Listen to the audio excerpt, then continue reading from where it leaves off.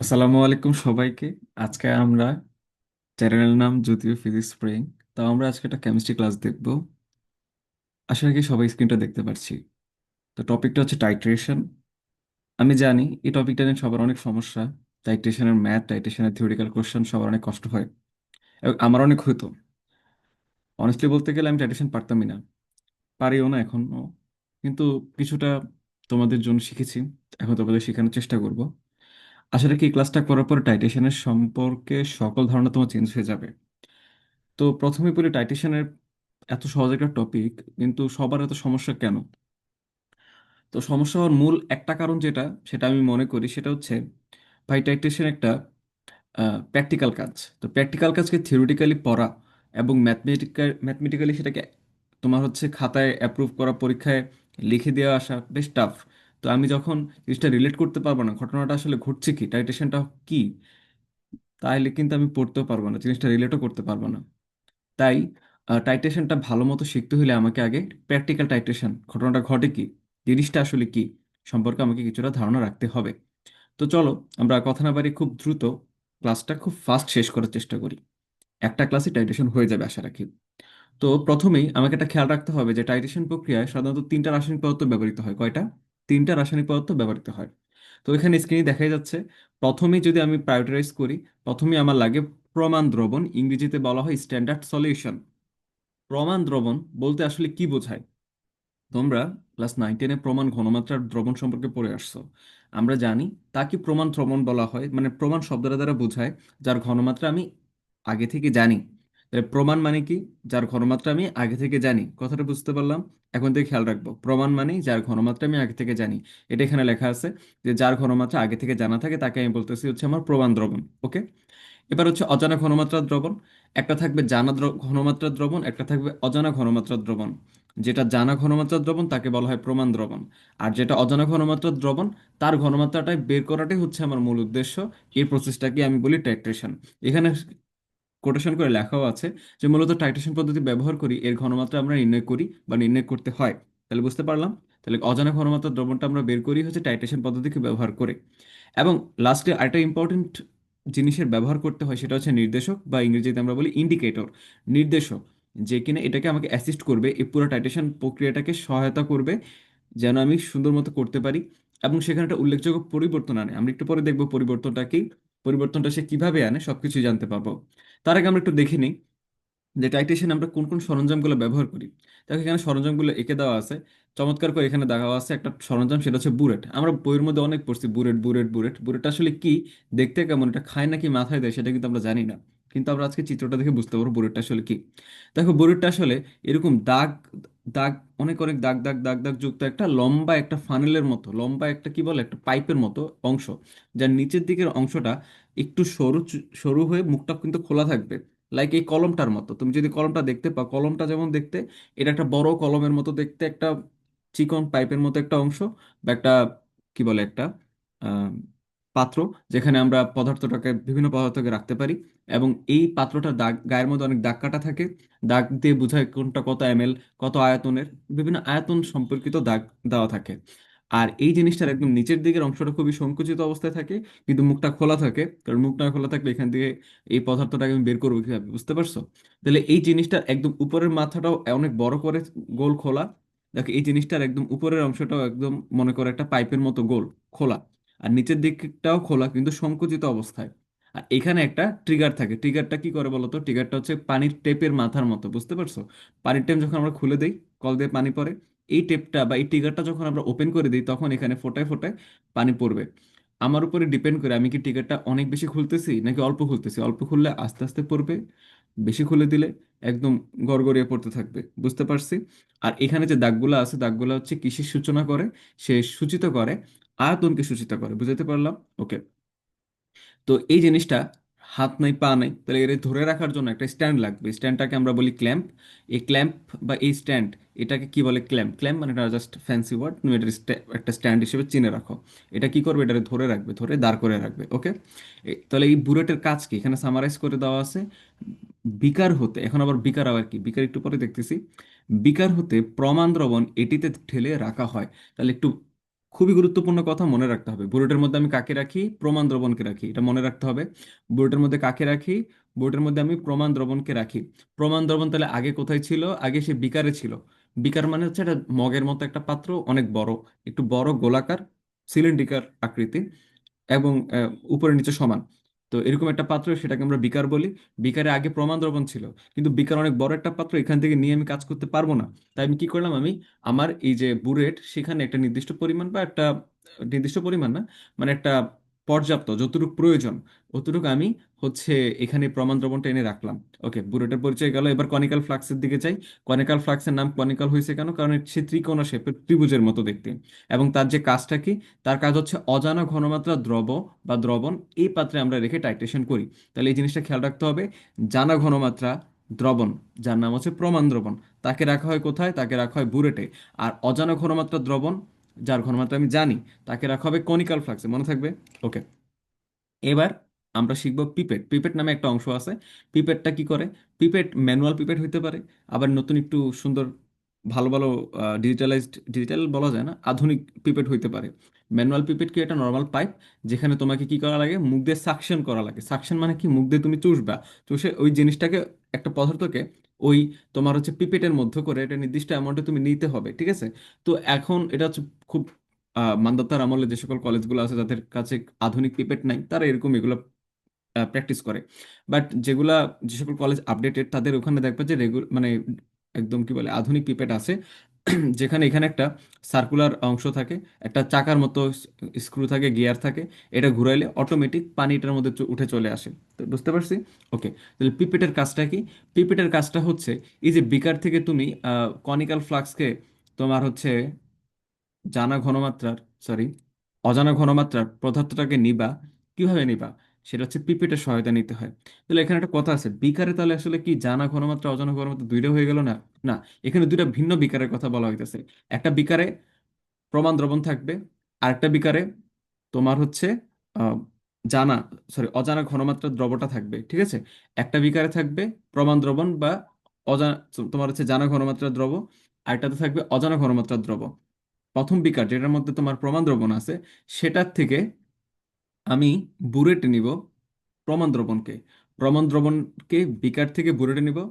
আর অজানা ঘনমাত্রা যেটা আছে, সেটাকে আমি বিকার থেকে পিপেটে নিব। বুঝতে পারলাম? তাহলে এখানে পিপেট একটা জাস্ট হেল্প হিসেবে কাজ করে। কিসের হেল্প কাজ করে? দেখো, পিপেটের গায়ের মধ্যে অনেকগুলো দাগ কাটা আছে। এই দাগ দিয়ে নির্দেশ করে কত এমএল, কত, উম, তার হচ্ছে আয়তন কত, ঠিক আছে? তাহলে আয়তন নির্দিষ্ট পরিমাণের আমি যেন বিকার থেকে একদম আহ, কোনো নিয়ম ছাড়াই অনেক বেশি তোমার হচ্ছে ঢেলে না ফেলি, এটা নির্দিষ্ট পরিমাণে যেন ঢালতে পারি, সেই জন্য আমি পিপেটটাকে ব্যবহার করি। পিপেটটা দাগের মতো থাকে, যদি আমার 10 এমএল প্রয়োজন হয় আমি 10 এমএল নিতে পারবো। আমি যদি 3 এমএল প্রয়োজন হয় 3 এমএল নিতে পারবো। তাহলে পিপেটটা আসলে হেল্প করে এটা নির্দিষ্ট আয়তন মেজার করে বিকার থেকে আমাকে কনিক্যাল ফ্লাস্কে পদার্থটাকে নেওয়ার জন্য, ঠিক আছে? আর লাস্ট হচ্ছে বিকারের কথা বলা হয়েছে। বিকারের চিত্রটা আমি একটু আগে তোমাকে বললাম যে সে জগের মতো, মগের মতো দেখতে, উপরে নিচে সমান। ওকে। তাহলে একটা জাস্ট সামারি যদি আমি এখানে নিচে টানি, নিচে একটু টানি, এই জায়গায় বলতে পারি যে আমি কি করি। একটু, আচ্ছা, আমি একটু পরে দেখাচ্ছি জিনিসটা তোমাকে, যেটা বলতে চাচ্ছিলাম যে বিকার থেকে কি করি। বিকার থেকে প্রমাণ দ্রবণকে তোমার ফানেল, ফানেল আমরা চিনি, ফানেল দিয়ে কি করে, আমরা যারা বাজারে গেছি, তেল কিনতে গেছি, তখন তারা দেখছি এমন একটা পদার্থ, এমন একটা বস্তু আছে ফানেল, যে কি করে, যে হচ্ছে মনে করো যাদের মুখগুলো অনেক বড়, একটা পাত্রের মুখ অনেক বড়, কিন্তু তাকে একটা সরু মুখওয়ালা পাত্রের মধ্যে ঢালতে হবে। সাপোজ মনে করো একটা তেলের ট্যাঙ্ক থেকে আমাকে হচ্ছে বোতলের মধ্যে ঢালতে হবে, ঠিক আছে? তাহলে বোতলের মুখ তো ছোট, তেলের ট্যাঙ্কের মাথা তো অনেক বড়, তো কি করি আমি? ফানেল ব্যবহার করি। এতে করে কি হয়? সে সহজে প্রবেশ করতে পারে। একইভাবে চিন্তা করো, বিকারের মুখটা কিন্তু অনেক বড়। আর বুলেট, বুলেটের কথা মনে আছে তো, কলমের মতো দেখতে, তার মাথা কিন্তু অনেক সরু। তাহলে আমি বিকার থেকে বুলেটে যদি পদার্থকে নিতে চাই, তাহলে আমাকে ফানেলের সহায়তা নিতে হবে। তাহলে বিকার থেকে, বিকার জানি কি থাকে, বিকারে, মানে বুলেটের জানি কাকে নিতে হয়? প্রমাণ দ্রবণকে নিতে হয়। তাহলে প্রমাণ দ্রবণকে আমাকে বুলেটে নিতে হবে। তাহলে প্রমাণ দ্রবণকে যেহেতু বুলেটে নিতে হবে, তাহলে তাকে কোথা থেকে নিতে হবে? বিকার থেকে নিতে হবে। কিন্তু বিকারের তো মুখ বড়, তাই বড় মুখের বিকার থেকে ফানেলের সহায়তায় আমি বুলেটে প্রমাণ দ্রবণকে নেই। আর বড় মুখের বিকার থেকে পিপেটের সহায়তায় অজানা ঘনমাত্রা পদার্থকে কনিক্যাল ফ্লাস্কে নেই। তাহলে জাস্ট নর্মাল একটা ফ্লোচার্ট যদি মনে রাখো, আমার এই যে বিকার, বিকার, বিকার থেকে কার সহায়তায়? বিকার সহায়তায়, বিকার থেকে ফানেল, ফানেলের সহায়তায় আমি কোথায় নেই? বুরেটে নেই। বুরেট, বুরেটে নেই কাকে? একটু খেয়াল রাখতে হবে, সেটা হচ্ছে প্রমাণ দ্রবণ। প্রমাণ দ্রবণের ক্ষেত্রে এই ফ্লোটা মেনটেন করা হয়। প্রমাণ দ্রবণ মানে জানি কি বোঝায়, যার ঘনমাত্রা আমি জানি। আর বিকার থেকে পিপেট, পিপেটে করে আমরা কিসে নেই? কনিক্যাল ফ্লাস্কে, কনিক্যাল ফ্লাস্কে, কনিক্যাল ফ্লাস্ক,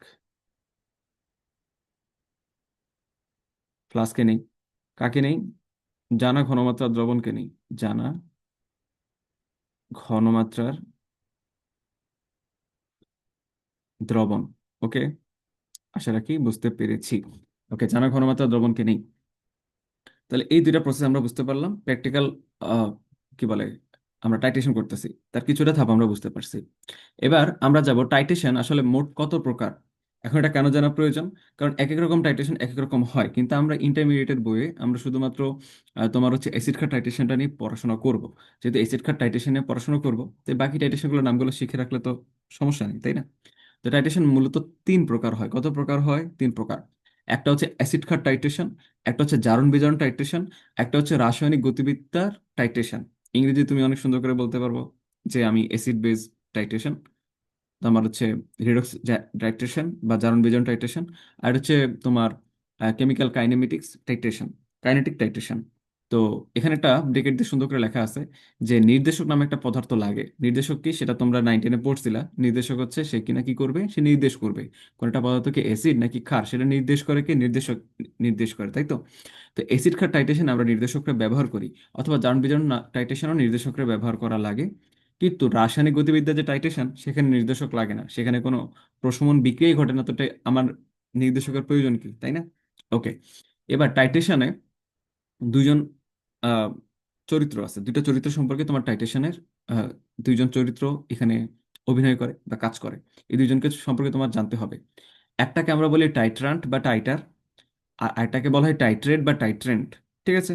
তো টাইট্রান্ট বা টাইটার যেটা, নামগুলো দুইটা একটু বলতে কষ্ট হয়, তো তুমি কি করবা, মনে রাখবা টাইটার হইতেছে আহ, যে তার শেষে 9 টো, আর যে টাইট্রেট তার নাম শেষে হচ্ছে 9 ডো। এভাবে একটু মনে রাখতে পারো।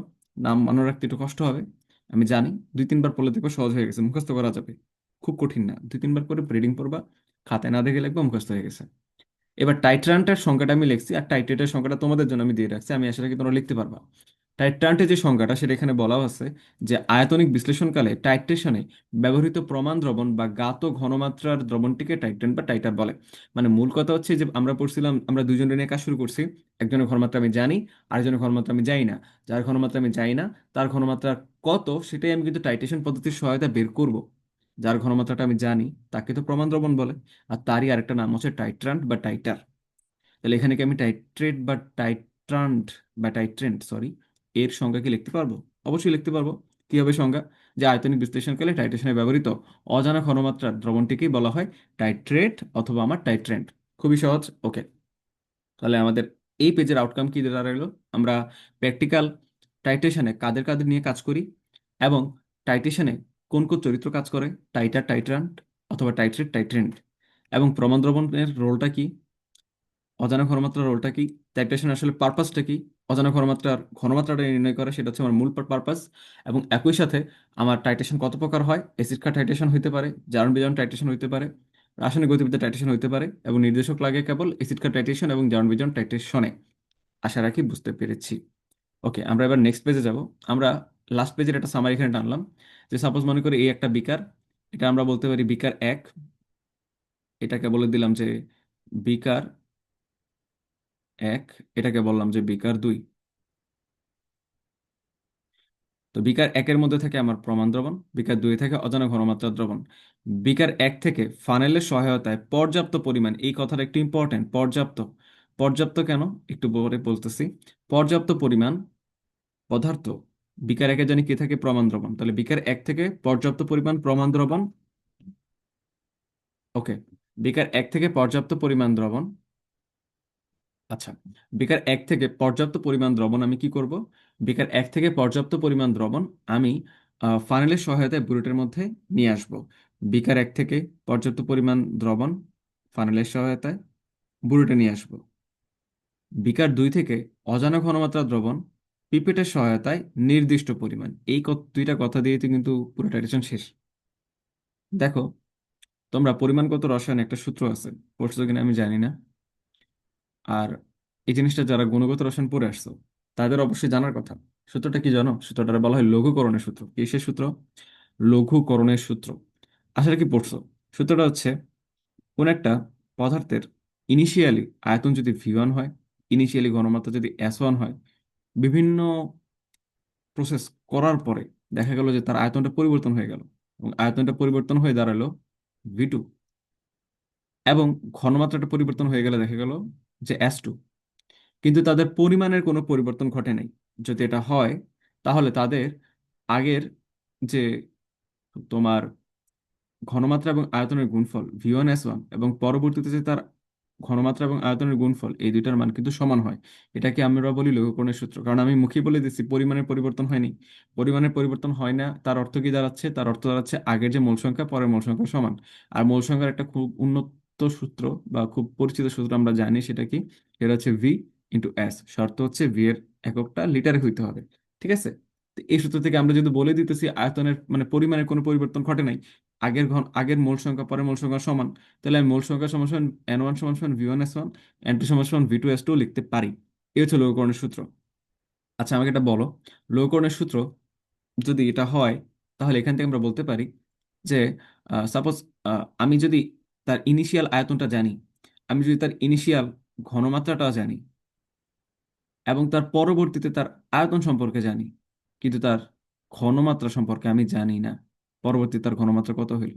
আচ্ছা, এই সূত্রকে ব্যবহার করে কি এই অজানা ঘনমাত্রাকে ব্যবহার করা যাবে? উত্তর হচ্ছে অবশ্যই অবশ্যই যাবে। কারণ আমি তার এটার মান জানি, এটার মান জানি, এটার মান জানি, কেবল কার মান জানি না? ঘনমাত্রার মান জানি না। আমি জাস্ট এটাকে এখানে গুণ আকারে আছে, V2টার এখানে ভাগ আকারে নিয়ে গেলে আমি কিন্তু তার ঘনমাত্রা মান পেয়ে যাচ্ছি। এর অর্থ হচ্ছে, আমি একটু চিন্তা করি, আমার এখানে আমি আমি এখানে আমার অজানা ঘনমাত্রা দ্রবণ ব্যবহার করতেছি, জানা ঘনমাত্রা দ্রবণ ব্যবহার করতেছি। আচ্ছা, যার জানা ঘনমাত্রা, তার আয়তন সম্পর্কে যদি জেনে যাই, আর যার অজানা ঘনমাত্রা, তারও আয়তন সম্পর্কে যদি জেনে যাই, আর নামের মধ্যে বলতেছি জানা ঘনমাত্রা, মানে তার ঘনমাত্রাটা আমি জানি, মানে আমি S1 জানি, যদি S1 এর V1 এর মানও জানতে পারি, আর যার ঘনমাত্রা জানি না, তার V2 মানে তার আয়তন সম্পর্কে জানতে পারি, তাহলে অজানা ঘনমাত্রা কিন্তু বের করা যাবে। বুঝতে পারলাম? মানে সহজ কথা হচ্ছে, যার ঘনমাত্রাটা জানা থাকবে, তার আয়তনও জানা থাকবে। আর যার ঘনমাত্রা জানা থাকবে না, তারও আয়তন জানা থাকতেই হবে।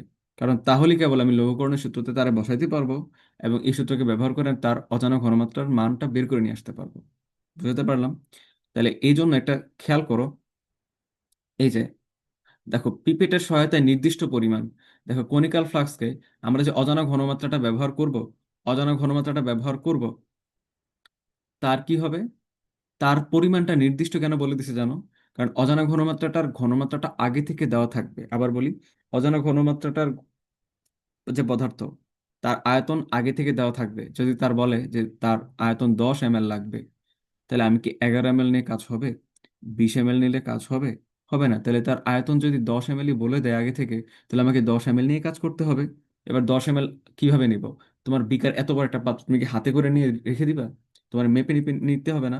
আর আমরা কিন্তু বলে আসছি, পিপেট হচ্ছে এমন একটা যন্ত্র যাকে করে আয়তন মেপে মেপে একটা পাত্র থেকে একটা পাত্রতে পদার্থকে স্থানান্তর করা যায়।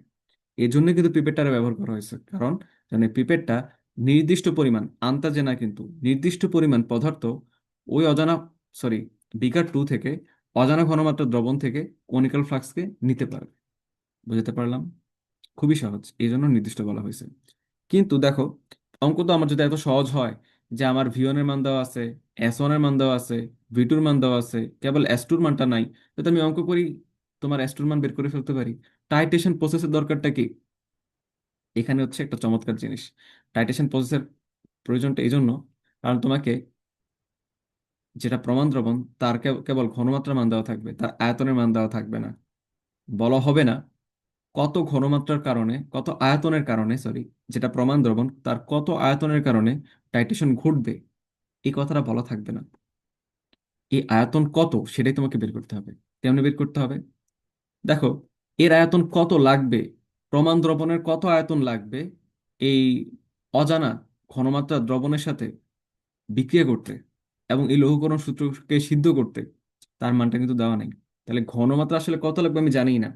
তাহলে আমি যদি আন্দাজে 10 ml নিয়ে নিই, তাহলে হবে এমন দেখা গেল যে এর আয়তন যখন 11 ml, তখনই তারা কিন্তু প্রশমিত হয় বা বিক্রিয়াটা ঘটায় আমার অজানা ঘনমাত্রা এবং জানা ঘনমাত্রা পরস্পরের সাথে রিয়েকশন করতে 11 ml। তাহলে আমি 10 ml নিলে হবে? হবে না। বা দেখা গেল যে 22 ml ঘটনাটা ঘটে, যে কি হয়, অজানা ঘনমাত্রা জানা ঘনমাত্রার দ্রবণের সাথে বিক্রিয়া করে, কিন্তু আমি নিয়ে রাখছি 20 ml, তাও কি হবে? হবে না। তাই আমার কি করতে হবে? আমার নিতে হবে পর্যাপ্ত। পর্যাপ্ত আমার একটা আন্দাজে অ্যাটলিস্ট থাকতে হবে, আন্দাজ যে এ আয়তনে মোটামুটি হইতে পারে। তাহলে আমাকে কি করতে হবে? আমাকে তার চেয়ে অল্প বেশি না, বরং অনেক অনেক বেশি নিতে হবে, যেন আমার কোনোভাবে স্কারসিটি ক্রিয়েট না হয়, অভাব ক্রিয়েট না হয়। ঠিক আছে? তো আমি এই জন্য কি করছি, আমি এই জন্য ফাইনালের সহায়তায় নির্দিষ্ট পরিমাণ না লিখে লিখছি পর্যাপ্ত। যতটুকু প্রয়োজন তার চেয়ে অনেক বেশি বেশি পরিমাণে নিব, কারণ পরে লাগতেও পারে। ঠিক আছে? ফাইনালের সহায়তায় বুলেটে নিলাম। নেওয়ার পরে এবার কি করলাম? বুলেটের মধ্যে নিয়ে, বুলেটে তো শোয়ে রাখলে হবে না বা দাঁড়া করে রাখলে হবে না, তার কি করতে হবে? তার ক্ল্যাম্পের মধ্যে মাউন্ট করতে হবে, ক্ল্যাম্পের মধ্যে এসে লাগাইতে হবে, এটারে এটার সাথে যুক্ত করতে হবে। ক্ল্যাম্পের সাথে যুক্ত করার যে প্রসেস, এটারে বলা হইতেছে আমার মাউন্ট। ওকে, মাউন্ট করলাম। এতটুকু পর্যন্ত কিন্তু আমরা আগের পেজে পড়ে আসছি। ঠিক আছে? এবার আমরা একটু নির্দেশক সম্পর্কে একটু তথ্য পড়ছিলাম, এবার নির্দেশক সম্পর্কে আরেকটু পড়বো। ঠিক আছে? 1-2 ফোঁটা নির্দেশক কনেক্টর ফ্লাস্কে ঢালবো। নির্দেশক আবার কে? নির্দেশকের পুরা পরিচয়, হিস্টরি, বায়োডাটা একটু পরে পড়বো। কিন্তু এখানে একটা নির্দেশকের যে রোল, নির্দেশ কি করে একটু বুঝাই। নির্দেশক আমরা পড়ছিলাম, বলতো ছোটবেলায় পড়ছিলাম না? লিটমাস, লিটমাস পেপারের নাম শুনছি? লিটমাস পেপার সম্পর্কে দুইটা কবিতা পড়ছিলাম আমরা। একটা হচ্ছে এ নীলা, আর একটা হচ্ছে কি মনে মনে আছে ছোটবেলায়? খালানি মেবি পড়ছিলাম, খালানি। খালানি আর এ নীলা মানে কি? আমরা পড়ছিলাম যে লিটমাস পেপার, সরি, লিটমাস পেপারের মাধ্যমে অ্যাসিড নীল লিটমাসকে লাল করে, আর ক্ষার লাল লিটমাসকে নীল করে, পড়ছিলাম না? তাহলে লিটমাস বা এই সকল নির্দেশকের কাজ হচ্ছে বর্ণ পরিবর্তন করে দেওয়া। এবং বর্ণ পরিবর্তন করলে কি হবে? আমরা বুঝতে পারবো এ কি অ্যাসিড নাকি ক্ষার। এ কি অ্যাসিড নাকি ক্ষার, সেটা নির্দেশ করে নির্দেশক। এখন কথা হচ্ছে, নির্দেশক যে আসলো, অ্যাসিড ক্ষারের কথা কোথা থেকে আসলো? আমি তো এতক্ষণ ধরে প্রমাণ দ্রবণ, অজানা ঘনমাত্রা, জানা ঘনমাত্রা দ্রবণের কথা বলতেছিলাম, অ্যাসিড ক্ষারটা আসলো কোথা থেকে? তো আমরা পড়লাম গত পেজেই, কিন্তু আমরা বলে আসছি যে আমরা ইন্টারমিডিয়েটে অ্যাসিড ক্ষার টাইটেশনটা নিয়ে আগাবো। ঠিক আছে? আমরা বাকি টাইটেশন গুলো নিয়ে আপাতত পড়বো না। আমরা অ্যাসিড ক্ষার টাইটেশনেরই বিস্তারিতটা পড়বো।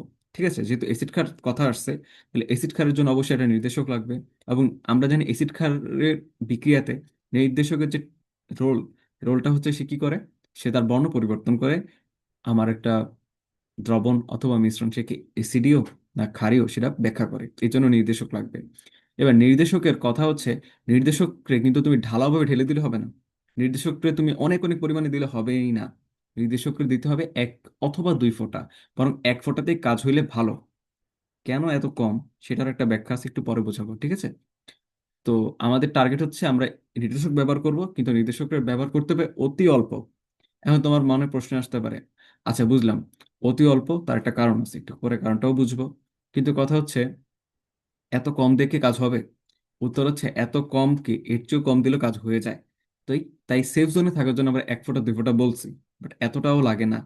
বুঝতে পারলাম? এর চেয়ে কম নির্দেশক দিলেই দেখবো পুরা দ্রবণের বর্ণ মুহূর্তের মধ্যে, সময় গণনা করতে করারও অবকাশ পাবা না, এর চেয়েও কম সময়ে বর্ণ পরিবর্তন করে ফেলে। বুঝতে পারলাম? ওকে। এবার লাস্ট প্রসেস, যেটার কারণে আমরা হচ্ছে এই যে পুরা টাইটেশনটা বুঝবো, ঘটনাটা কি ঘটে টাইটেশনে। বুঝলাম যে এই ব্যবস্থা নিব, এর থেকে এটা নিব, ওর থেকে ওটা নিব, সবই বুঝলাম। 1 সেকেন্ড।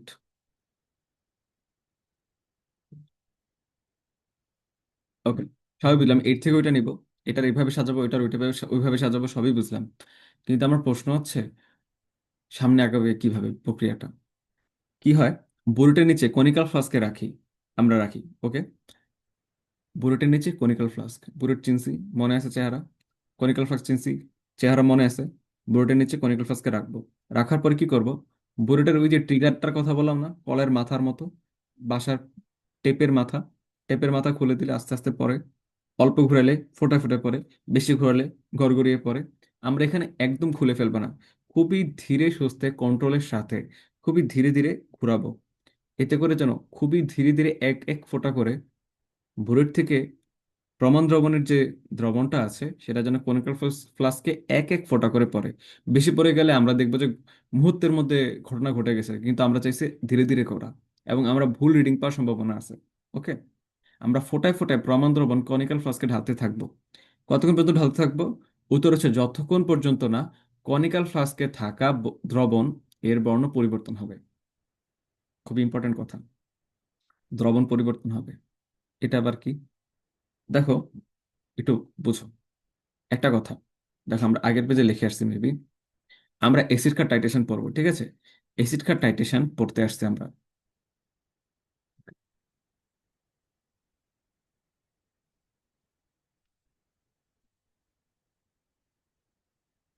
ওকে। হুম, এই যে একটা ইম্পর্টেন্ট কথা এখানে লিখে রাখছি, আমরা অ্যাসিড খাত টাইট্রেশন পড়বো। এবং অ্যাসিড খাত টাইট্রেশন আমাদের দুইটা কথা মনে রাখতে হবে। আমরা অলওয়েজ অলওয়েজ প্রমাণ দ্রবণ হিসেবে ক্ষারকে ব্যবহার করি অ্যাসিড খাত টাইট্রেশনে, আর অজানা ঘনমাত্রা দ্রবণ হিসেবে অ্যাসিডকে ব্যবহার করি, মনে থাকবে। আমরা অ্যাসিড খাত টাইট্রেশনে প্রমাণ দ্রবণ হিসেবে ক্ষারকে ব্যবহার করি, আর অজানা ঘনমাত্রা দ্রবণ হিসেবে অ্যাসিডকে ব্যবহার করি। এই দুটো কথা যদি মনে থাকে তাহলে আমাদের কাজ শেষ। এবার একটু বোঝার চেষ্টা করো, ঘটনাটা ঘটে কি। এই মনে করো আমার কনিক্যাল ফ্লাস্ক, এই কনিক্যাল ফ্লাস্কে আমি একটু সুন্দর করে রাখলাম, মনে করি এটাই কনিক্যাল ফ্লাস্ক কল্পনা করে নিলাম। এটার মধ্যে আমার আগে থেকে কি থাকে বলতো? অ্যাসিড থাকে। অ্যাসিড থাকে।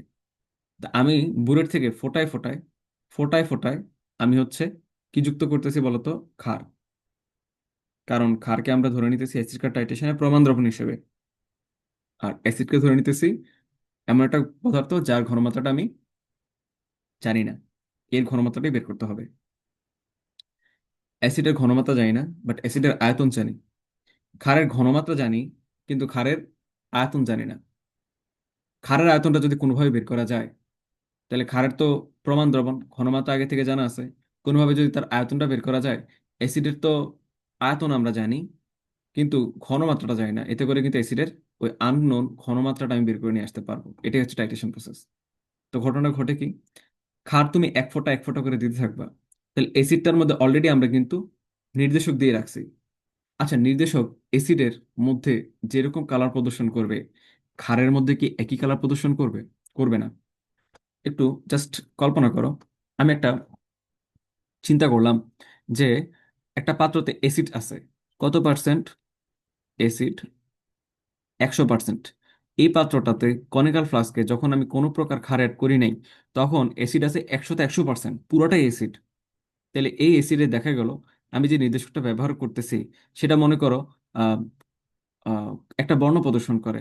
সেটা কি হইতে পারে? ধরলাম রেড, লাল রঙের বর্ণ প্রদর্শন করে।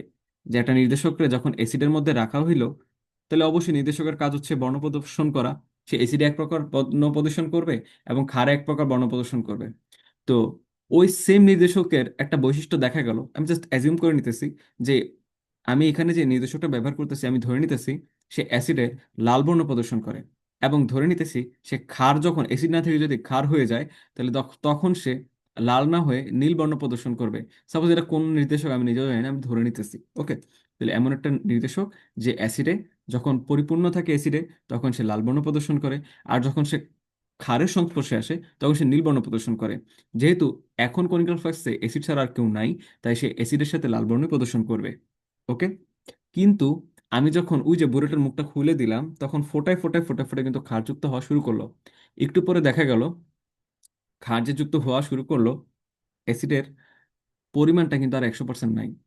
হ্যাঁ, এটা সত্য কথা। ডমিনেন্ট সত্য শব্দের অর্থ বুঝি, ডমিনেন্ট মানে আধিপত্য করা। এখানে কিন্তু অ্যাসিড পুরোপুরি আধিপত্য করতেছে। যখন আমি কিছু পরিমাণ ক্ষার দিলাম, তখন দেখা গেল অ্যাসিডের এই আধিপত্যটা 100% আর নাই।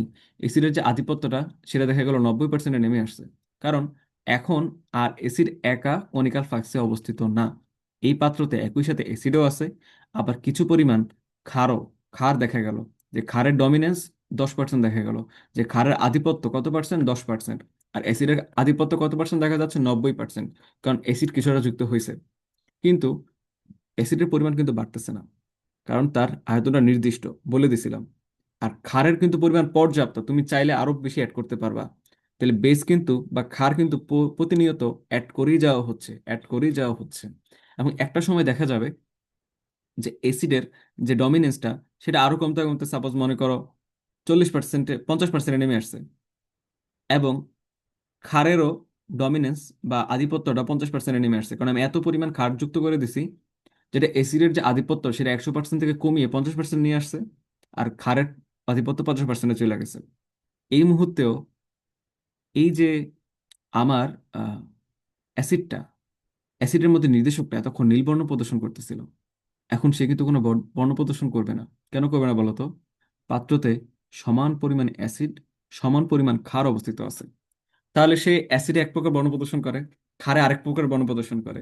কিন্তু এখন তো দুজনই সমান, তাহলে সে কি কোনো বর্ণ প্রদর্শন করবে? করবে না।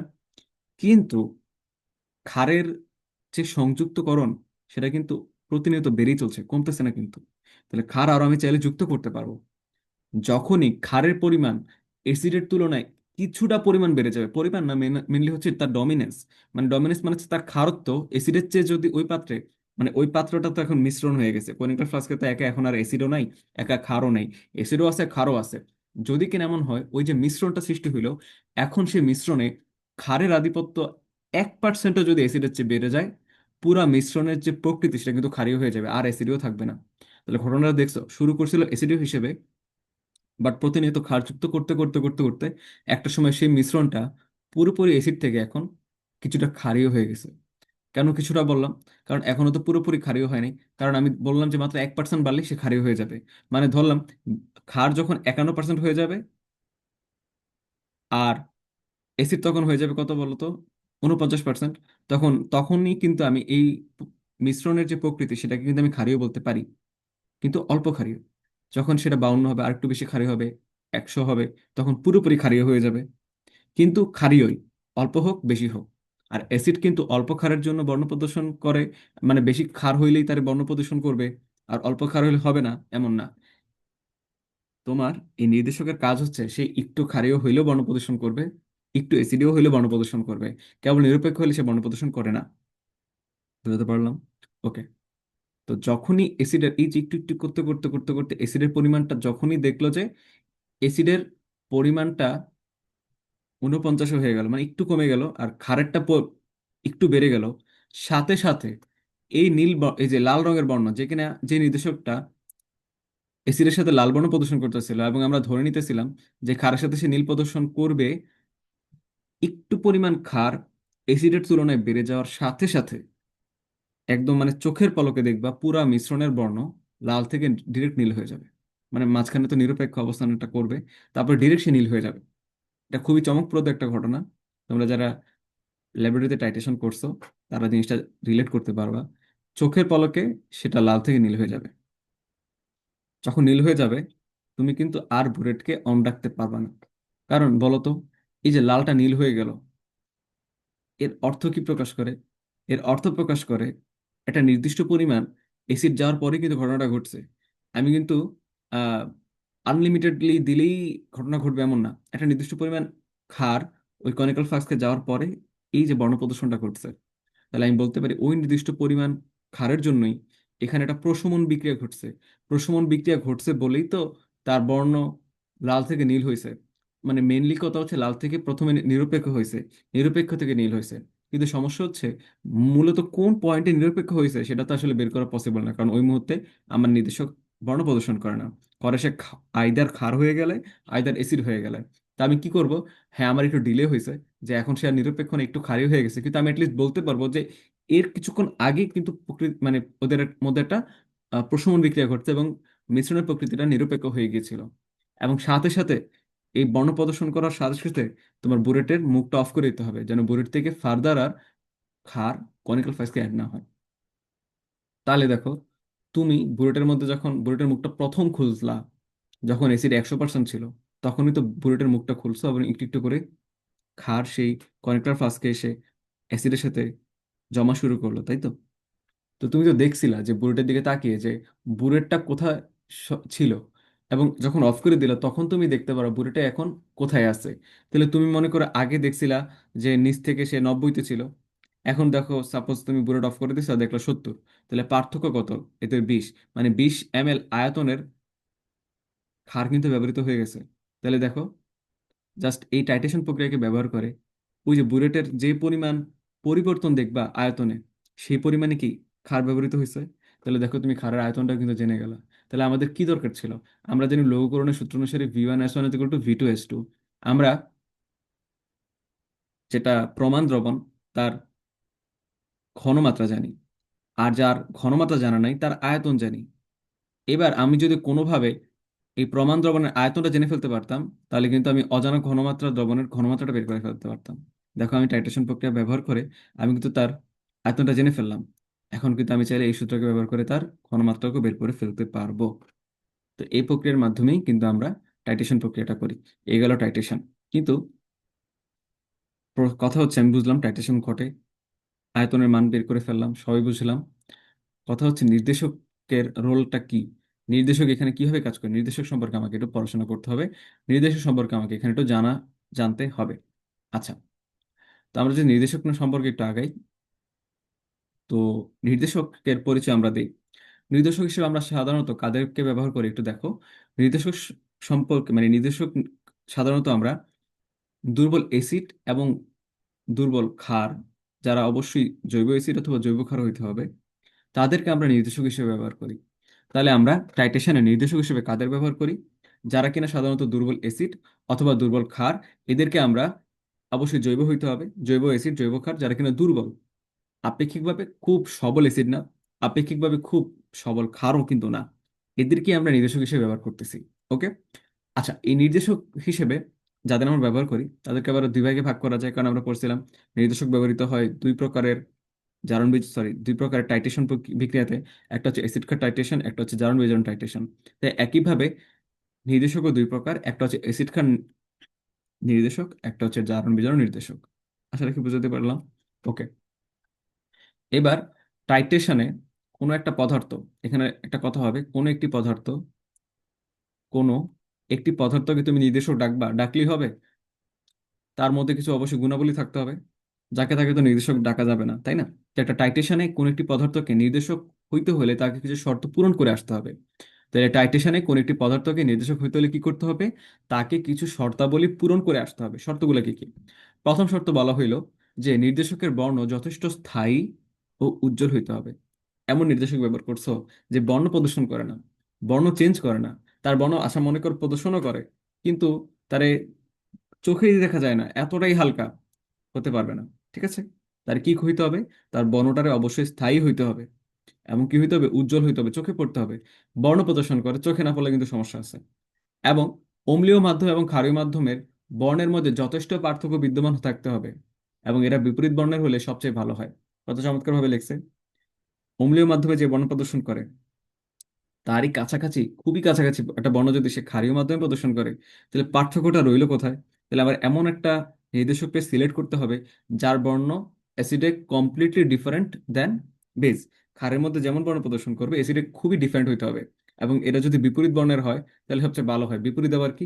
বিপরীত তোমরা একটু পড়ে নিও যে লালের বিপরীত বর্ণ কাকে বলে, হলুদের বিপরীত বর্ণ কোনটি। তাহলে বিপরীত হলে সবচেয়ে ভালো হয়। ওকে। এবার সেকেন্ড যে শর্তটা সেটা আমাকে বলে দিছে, নির্দেশকের বর্ণ হঠাৎ পরিবর্তিত হয় এমন হইতে হবে।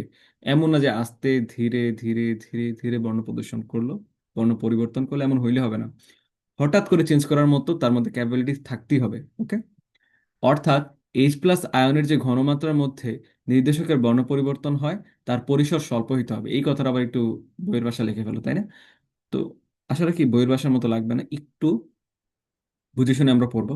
এই কথাটার পুরা ফুল ব্যাখ্যা আমরা পড়বো, এবং আশা রাখি বুঝতেও পারবা। জাস্ট একটু ধৈর্য ধরি, খুব কঠিন না। আমি প্রত্যেক জিনিসের ব্যাখ্যা বুঝিয়ে দেবো। আচ্ছা।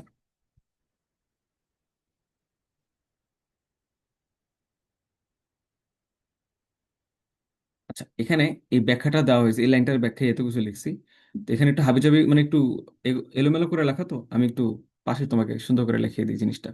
আমার পয়েন্টটা লিখছে যে হাইড্রোজেনের প্লাস আয়নের যে ঘনমাত্রার মধ্যে নির্দেশকের বর্ণ পরিবর্তন হয় তার পরিসরটা স্বল্প হইতে হবে। আচ্ছা।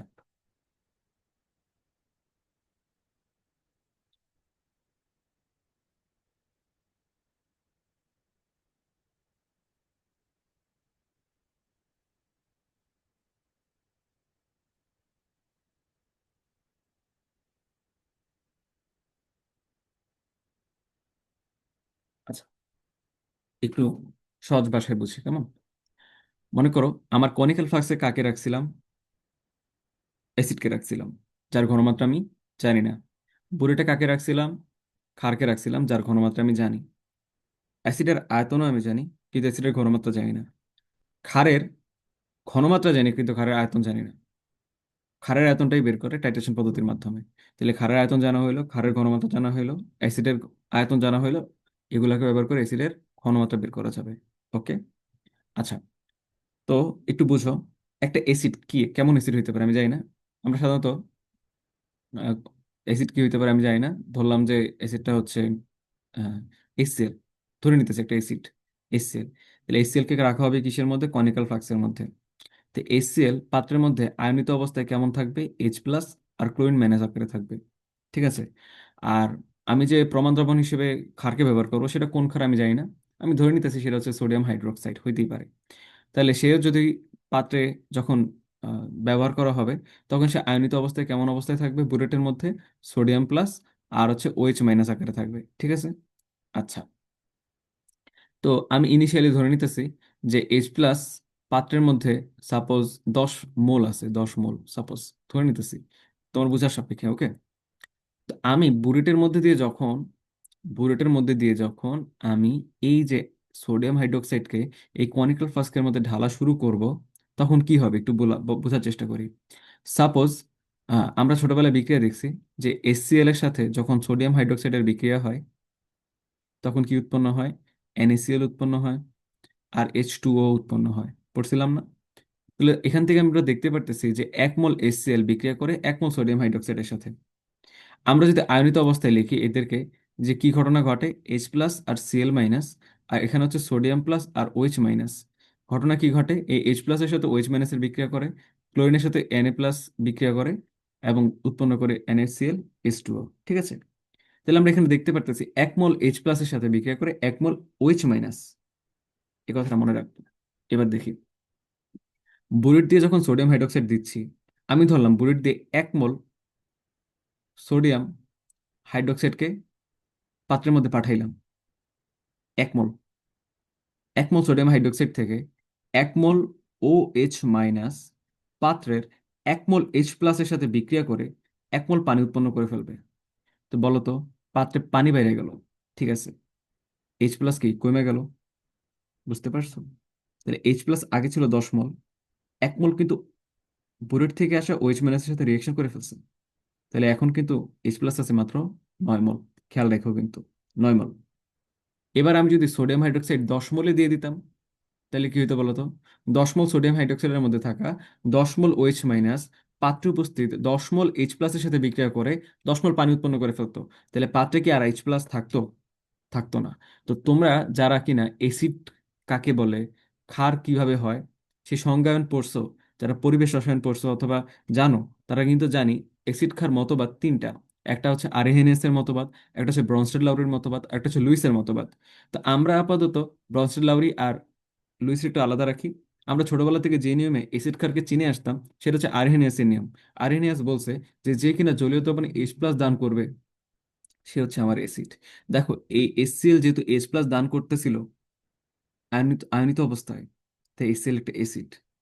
কিন্তু 10 মোল NaOH যোগ করার পর আর 1 মোল H+ নাই। যেখানে H+ই নাই, সেখানে অ্যাসিড ক্ষমতা কি থাকবে, বা অ্যাসিডের বৈশিষ্ট্য কি কিছু থাকবে? থাকবে না। তো আমি যখন যে পরিমাণ H+ আয়ন পাত্রে ছিল, আমি যদি সেই পরিমাণ OH- দিয়ে দেই, তাহলে তো পাত্রের কোনো H+ই রইল না। তাহলে পাত্র কি হয়ে গেল? নিরপেক্ষ। কিন্তু বুলেট কি অফ করা যায়? মানে বুলেটের মধ্যে কি খুব নির্দিষ্ট পরিমাণে থাকে, নাকি আনলিমিটেড আমি যত চাইবো অ্যাড করতে পারবো? পারবো না। তাহলে আমি চাইলেই কি শুধু 10 মোলই অ্যাড করতে পারবো, 11 মোল পারবো না? অবশ্যই পারবো। কারণ সেখানে কেমন পরিমাণ ক্ষার আছে? উত্তর হচ্ছে পর্যাপ্ত পরিমাণ ক্ষার আছে। তাহলে আমি চাইলে 11 মোল অ্যাড করতে পারবো। যখন আমি 11 মোল, মানে 10-এর চেয়ে একটু বেশি দিয়ে দিব, 10 মানে তো আমি হাইপোথেটিক্যাল ধরে নিছি, বুঝতে পারতেছো তো? কেবল ধরে মুখস্থ করে ফেলো না 10 মোল 10 মোল, এগুলো জাস্ট ধরে নিছি। যখন আমি 11 মোল দিব, তখন ওই 11 মোল NaOH এর মধ্যে থাকা 11 মোলের OH- এর মধ্যে 10 মোল OH- 10 মোল H+কে ভ্যানিশ করে দিবে। কিন্তু স্টিল একটা OH- কিন্তু রয়ে যাবে। আরহেনিয়াসের মতবাদ অনুসারে আমরা পড়ছিলাম যে জলীয় দ্রাবণে OH মাইনাস দান করে সে কিন্তু আমার ক্ষারীয় ধর্ম লাভ করে। তাহলে পাত্রের মধ্যে কিন্তু এখন একটা হইলে OH মাইনাস আছে, আর H+ নাই, একদমই নাই। তাহলে দ্রবণ কি, তুমি কি আর ওই দ্রবণকে অ্যাসিডও বলতে পারবা, নাকি ক্ষারীয় নামে ডাকতে হবে বলো তো? ক্ষারীয় নামে ডাকতে হবে। তো এটাই বুঝাইছে যে আমি এই যে OH মাইনাস এখন চলে আসলো, এখন সে কিন্তু আর ক্ষার নাই। কিন্তু এখানে একটা কথা বলছে, এখানে বলছে যে H+ আয়নের যে ঘনমাত্রার মধ্যে নির্দেশকের বর্ণ পরিবর্তন হয় তার পরিসর স্বল্প হইতে হবে। এখন দেখো এই যে H+ থেকে OH মাইনাস, H+-এর যে ঘনমাত্রা, এখন দেখো তুমি H+-এর দশমূল যখন ছিল সে ধীরে ধীরে কমতে ছিল। যতবার তার আয়তন, মানে যতবার তার মোল সংখ্যা কমে যাচ্ছিল, ততবার তার আয়তনের কিন্তু পরিবর্তন হচ্ছিল না। আমরা জানি N কি বলতো, VS। ঠিক আছে? তো মোল সংখ্যা যখন পরিবর্তন হয়, আয়তন যদি ধ্রুব থাকে, তাহলে ঘনমাত্রা কিন্তু হ্রাস ঘটতেছে, তাই না? তাহলে এই যে অ্যাসিডের ঘনমাত্রা কিন্তু পর্যায়ক্রমে হ্রাস পাচ্ছিল। বুঝতে পারছো? এই যে ঘনমাত্রা হ্রাস পাচ্ছিল, এই হ্রাস পেতে পেতে একটা মুহূর্তে গিয়ে ঘনমাত্রাই নাই নাই হয়ে গেছে, একদমই নাই। তো একটা নির্দিষ্ট মোমেন্টে খুবই দ্রুত যেন বর্ণ প্রদর্শনটা করতে পারে, এর জন্য কি করতে হবে, নির্দেশকের মধ্যে এমন একটা বৈশিষ্ট্য থাকতে হবে সে যেন অল্প ঘনমাত্রার পরিসরই বর্ণ প্রদর্শন করে। যেটা আমি তোমার প্রথমে বললাম, যে আমার অ্যাসিডের ডমিনেন্স যদি 51% হয়ে যায়, তখনও যেন বর্ণ প্রদর্শন করতে পারে, সে যেন 80 অথবা 90 অথবা পুরোপুরি 100% ক্ষার হওয়ার জন্য অপেক্ষা না করে, সে যেন 51% কি এরও অনেক আগে, মানে অল্প ঘনমাত্রার ক্ষারেরও সে যেন বর্ণ প্রদর্শন করে, অল্প পরিমাণের অ্যাসিডেও সে যেন বর্ণ প্রদর্শন করে। বোঝাতে পারছি?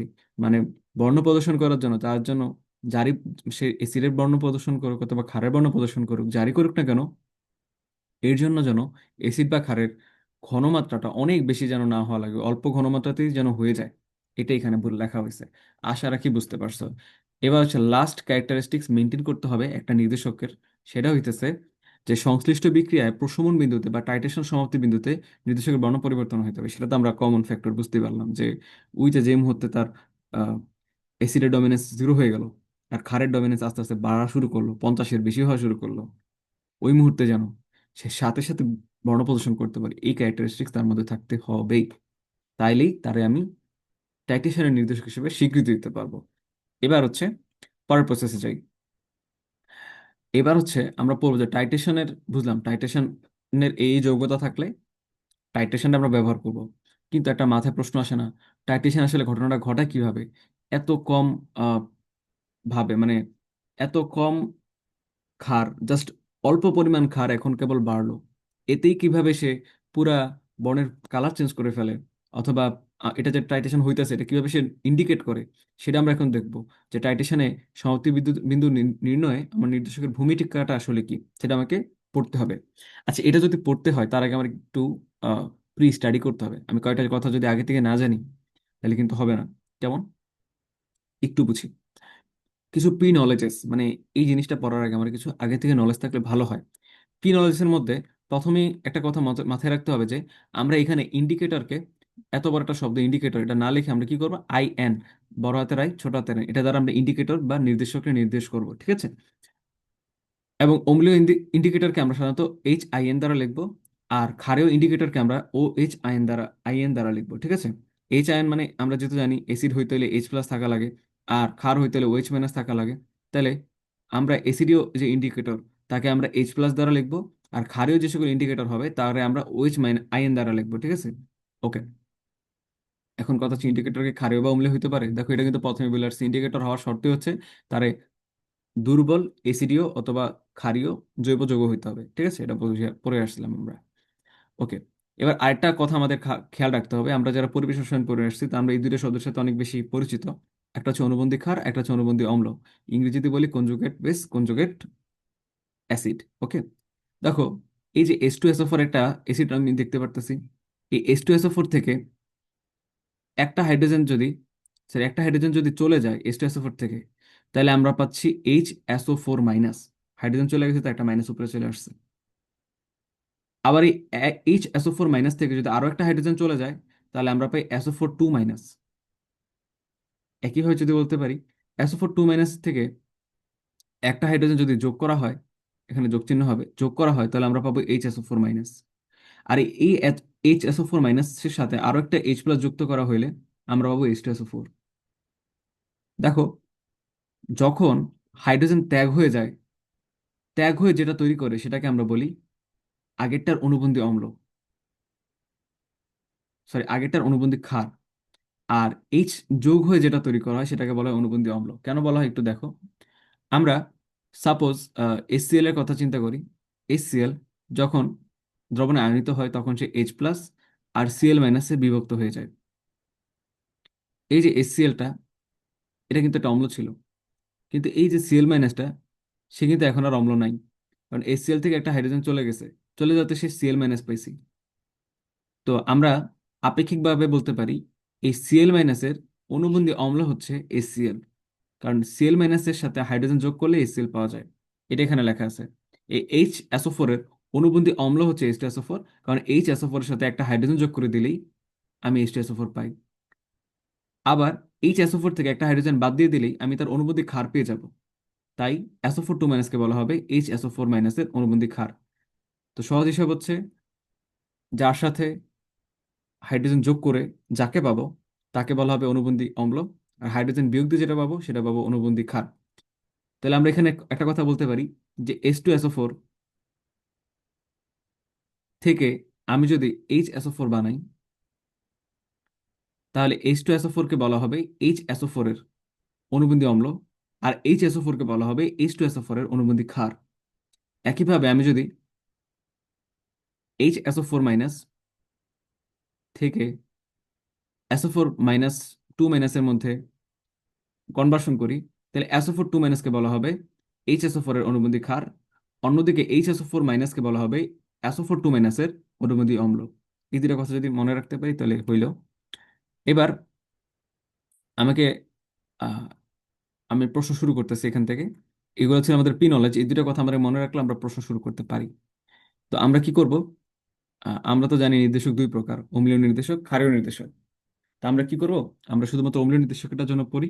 ক্ষারীয় নির্দেশকের জন্য একই ঘটনা ঘটে, তুমি রিলেট করতে পারো। তুমি একবার অম্লীয় নির্দেশকের জন্য ঘটনা ঘটে কিভাবে এটা যদি শিখে ফেলতে পারো, তাহলে ক্ষারীয় নির্দেশকের জন্য ঘটনা ঘটে কিভাবে সেটা খুব ভালোভাবে শিখে ফেলতে পারবা। তো আমরা অম্লীয় নির্দেশকের জন্য ঘটনাটা কি ঘটে একটু দেখে আসি। তো একবার দেখো, কনিক্যাল ফ্লাস্কে নেওয়ার পর এই যে এইচ আই এন কি, দেখো তো একটু বোঝার চেষ্টা করো। HIN হচ্ছে, আমরা পড়ছিলাম অম্লীয় নির্দেশক। অম্লীয় নির্দেশক কে আমার কিসে যুক্ত করতে হবে, কনিক্যাল ফ্লাস্কে অলরেডি আমার HCl ছিল। আমরা জানি কনিক্যাল ফ্লাস্কে আমরা অজানা ঘনমাত্রার অ্যাসিডকে রাখি। তো যখন এই HCl কে আমার কনিক্যাল ফ্লাস্কে রাখা হবে, তখন সে অবশ্যই কি আয়নিত অবস্থায় H+ আর Cl- আকারে রাখবে। বুঝতে পারলাম। এবার এই HIN কে যখন আমি আবার কনিক্যাল ফ্লাস্কে রাখবো, তখনও সে কিন্তু আয়নিত অবস্থায় H+ আর ইন্ডিকেটরকে আলাদা, এই ইন্ডিকেটরকে সে আলাদা করে দিবে, আর H+কে সে আলাদা করে উৎপন্ন করবে। H+ মানে বোঝানো হচ্ছে যে অম্লীয় নির্দেশকটার এখন নিরপেক্ষ অংশটা আলাদা হয়ে যাবে, আর যে অংশটা তার এসিডীয় ধর্মটাকে বহন করতেছিল মানে H+, সেটাও কিন্তু আলাদা হয়ে যাবে, আলাদা হয়ে তার আয়নিত অবস্থায় থাকবে। এবার আমি ধরে নিতেছি যে আমি এখানে এই অম্লীয় নির্দেশক হিসেবে সাধারণত মিথাইল রেটকে ব্যবহার করতেছি। আমরা একটা চার্ট পড়বো, সেখানে কে অম্লীয় নির্দেশক, কে ক্ষারীয় নির্দেশক, সবগুলো নিয়ে পড়াশোনা করব। তো আমাদের সেখানে একটা চার্টের মধ্যে আমরা দেখতে পাবো যে মিথাইল রেট হচ্ছে একটা অম্লীয় নির্দেশক। তো আমরা অম্লীয় নির্দেশক হিসেবে মিথাইল রেটকে ব্যবহার করতেছি। তো মিথাইল রেটের একটা বৈশিষ্ট্য হচ্ছে সে ক্ষারীয় নির্দেশক হিসেবে মানে ক্ষারীয়, মানে ক্ষারের, সরি, সে অ্যাসিডে সে লাল বর্ণ প্রদর্শন করে, এবং ক্ষারীয় পদার্থে সে হলুদ বর্ণ প্রদর্শন করে। তাহলে এটা এখানে সাইডে আমরা লিখে রাখতে পারি যে মিথাইল রেট কি করে। মিথাইল রেট হচ্ছে অম্লীয় পদার্থের সাথে কি করে, মিথাইল রেট হচ্ছে, মিথাইল রেট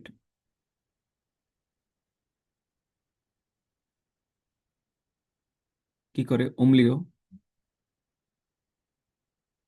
অম্লীয় এর সাথে লাল বর্ণ প্রদর্শন করে। আর ক্ষারের সাথে কেমন বর্ণ প্রদর্শন করে বলো তো আমার, হলুদ বর্ণ প্রদর্শন করে। ওকে, এবার একটু তাকাও তো। আমরা একটু আগে অনুবন্ধী ক্ষার, অনুবন্ধী অ্যাসিড পরে আসছি না। HIN আমরা বলছিলাম হাইড্রোজেন ছেড়ে দিয়ে যেটা উৎপন্ন করে সেটা হচ্ছে অনুবন্ধী ক্ষার। আইএন হইতেছে HIN এর অনুবন্ধী ক্ষার, আর HIN হইতেছে আইএন এর অনুবন্ধী অ্যাসিড। এখানে লিখে রাখতে পারি অনুবন্ধী অ্যাসিড। আইএন হইতেছে, সরি এইচ আই এন হইতেছে আইএন এর অনুবন্ধী অ্যাসিড, আর আইএন হইতেছে এইচ আই এন এর অনুবন্ধী ক্ষার, অনুবন্ধী ক্ষার। আর আমরা একটু আগে পড়ে আসছি মিথাইল রেড অ্যাসিডের সাথে কেমন বর্ণ প্রদর্শন করে, লাল। আর ক্ষারের সাথে কেমন বর্ণ প্রদর্শন করবে, হলুদ। তাহলে এখান থেকে বুঝতে পারতেছি, যখন আমি পাত্রতে এইচ আই এন কে ছেড়ে দিব, পাত্রের মধ্যে নির্দেশক হিসেবে মিথাইল রেড অথবা অম্লীয় অম্লীয় একটা নির্দেশক এইচ আই এন কে রাখবো, তখন সে এইচ প্লাস আর আইএন আকারে আয়নিত হয়ে যাবে। আয়নিত হয়ে যাওয়াটাই কথা। তা আয়নিত যদি হয়ে যায়, তাহলে তো বর্ণ তার হলুদ প্রদর্শন করার কথা ছিল। কারণ এখন এইচ প্লাস আর আয়ন স্প্লিট হয়ে গেছে, তাহলে তো আর বর্ণ হলুদ প্রদর্শন করার কথা ছিল। কিন্তু পাত্রে তো আমার অ্যাসিড আছে, অ্যাসিডের সাথে সে কি হলুদ বর্ণ প্রদর্শন করবে? এটা কন্ট্রাডিক্টরি হয়ে গেল না, কনফ্লিক্ট হয়ে গেল না? একটু বোঝার চেষ্টা করি, খুব মনোযোগ দিয়ে দেখার চেষ্টা করব। আমরা জানি লাল মিথাইল রেডকে যদি আমি পাত্রের মধ্যে রাখি, তাহলে সে আয়নিত অবস্থায় এইচ প্লাস আর আয়ন উৎপন্ন করবে। এইচ প্লাস যদি অ্যাসিডীয় অংশ হয়, তা আয়ন হচ্ছে তার অনুবন্ধী ক্ষার। আর ক্ষারের মধ্যে তার বর্ণ হলুদ প্রদর্শন করার কথা ছিল, কিন্তু স্টিল সে লাল বর্ণ প্রদর্শন করে কিভাবে? এটা হচ্ছে প্রশ্ন। এটা পারতে হলে আমারে রসায়ন প্রথম পত্রের চতুর্থ অধ্যায়ে আমার হচ্ছে লাসা-তেলীর নীতি পড়তে হবে। দেখো, এখানে একটু সুন্দর করে লেখা আছে। দেখো, কনিক্যাল ফ্লাস্কে HCl আয়নিত অবস্থায় H প্লাস আর Cl মাইনাস আকারে থাকে। আবার এইচ আয়ন যুক্ত করার পর সেটিও কিন্তু H প্লাস আর আয়ন উৎপন্ন করে। ফলে H প্লাস আয়নের ঘনমাত্রা কিন্তু বৃদ্ধি পায়। একটু দেখো তো, আমরা এখানে দেখো, HCl আয়নিত অবস্থায় আগে থেকে H প্লাস আর Cl করে রাখছিল। এইচ আয়নও যখন আসলো, তখনও কিন্তু পাত্রের মধ্যে সে H প্লাস আর আয়ন আকারে বিভক্ত হয়ে গেল। তাহলে H প্লাস এর ঘনমাত্রা, আগেও H প্লাস ছিল পাত্রে, এখন নতুন করে তুমি কিন্তু H প্লাসই যুক্ত করতেছো। তাহলে পাত্রে আলটিমেটলি H প্লাস এর ঘনমাত্রা কিন্তু তুমি বের করে ফেলছো, বৃদ্ধি করে ফেলছো। তো ঘনমাত্রা যেহেতু বৃদ্ধি হয়ে পেয়ে গেছে, আমরা লাসাতে লিয়ের যে নীতি সেটা আমরা জানি, যে সাম্যাবস্থায় কি ঘটে। তুমি যদি তিনটা প্যারামিটার চেঞ্জ করে দাও, তাহলে কিন্তু সাম্যাবস্থা চেঞ্জ হয়ে যায়। মানে চেঞ্জ হয় না, মানে সামনে ডানে বামে চলে যায়। ঘটনাটা কি ঘটে, আমরা তাপমাত্রার জন্য তাপের ক্ষেত্রে জানি, চাপের ক্ষেত্রে জানি। ওইটা আমাদের আজকের আলোচনা না, আমরা জাস্ট ঘনমাত্রার ক্ষেত্রে কথাটা বলি। তো লাসাতেলের নীতি অনুসারে ঘনমাত্রা যে পরিবর্তন, সেটা কিভাবে কাজ করে একটু বলি।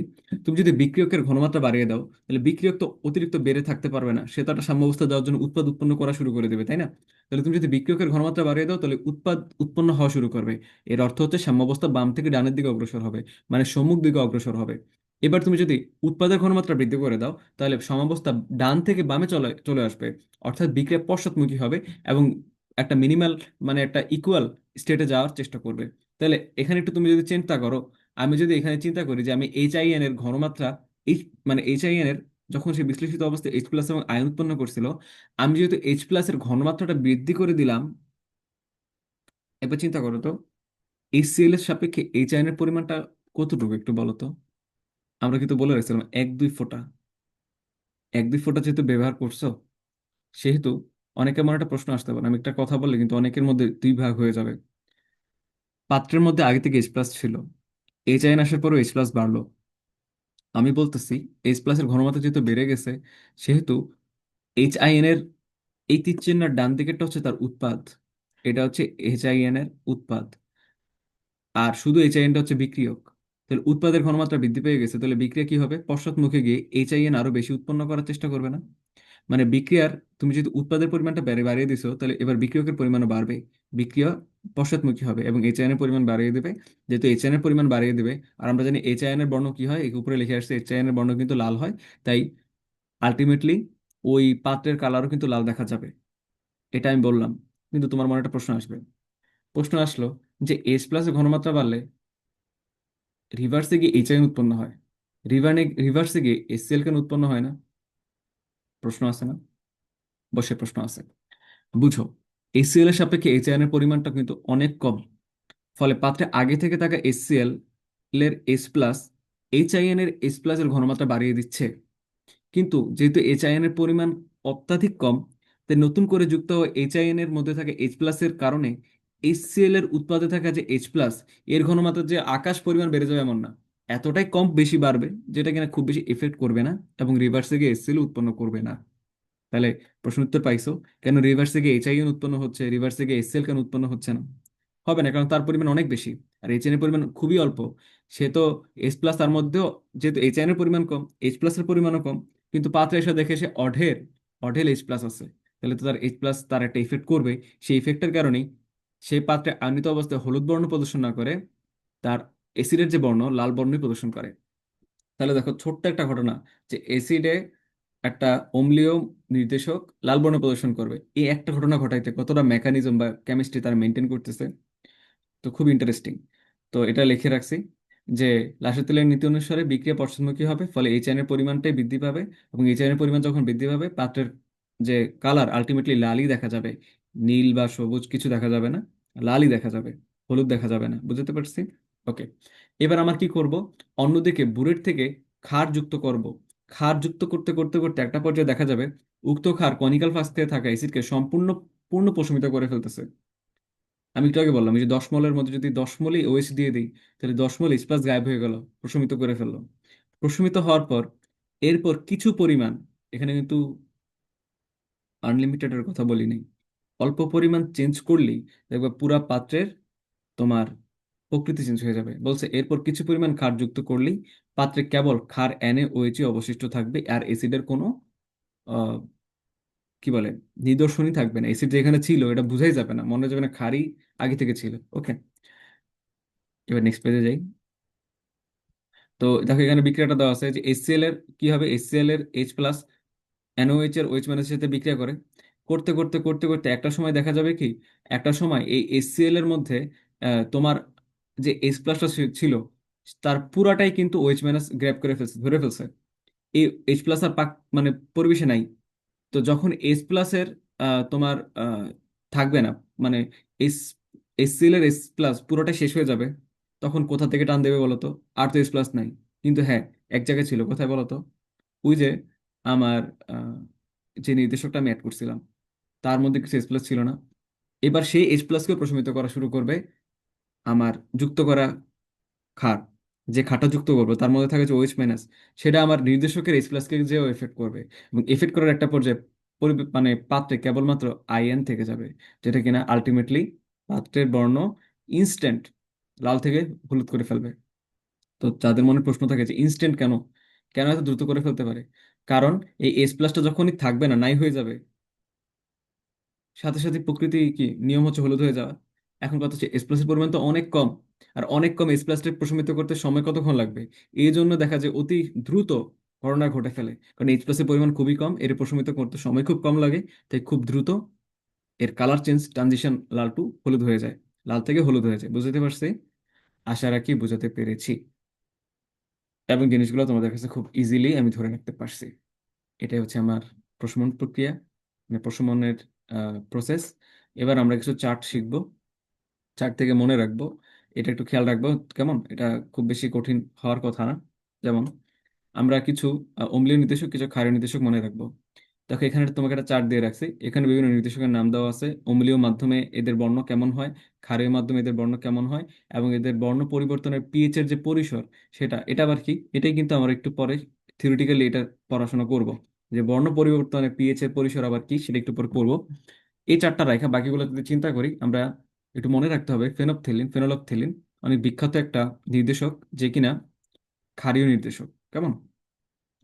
সে অম্লীয় মাধ্যমে বর্ণহীন থাকে, কিন্তু ক্ষারীয় মাধ্যমে লালচে বেগুনি দেয়। এর জন্য আমরা কি করি, আমরা যখন ল্যাবরেটরিতে নির্দেশক হিসেবে ব্যবহার করি, ফেনোলফথেলিনকে কিন্তু সবার সামনে রাখা হয়, ফেনোলফথেলিন ম্যাক্সিমাম ক্ষেত্রে ব্যবহার করা হয়। এছাড়া আমরা থাইমল থ্যালিন আছে, এরা খুব বেশি বিখ্যাত না।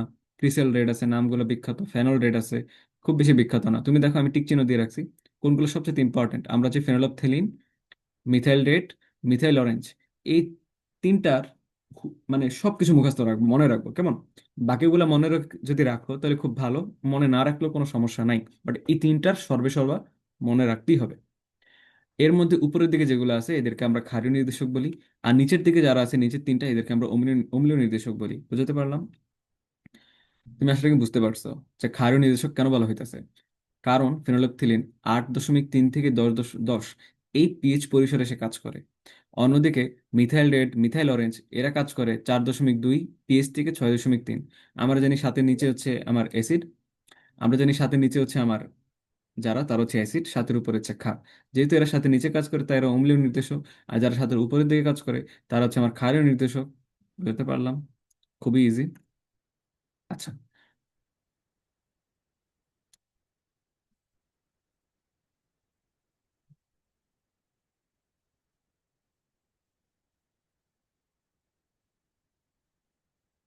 ওকে, আমরা এবার একটা, এই যে পরিসর সম্পর্কে যেহেতু আইডিয়া আমরা হয়েছে, একটু পরিসর সম্পর্কে আরেকবার একটু দেখে আসি।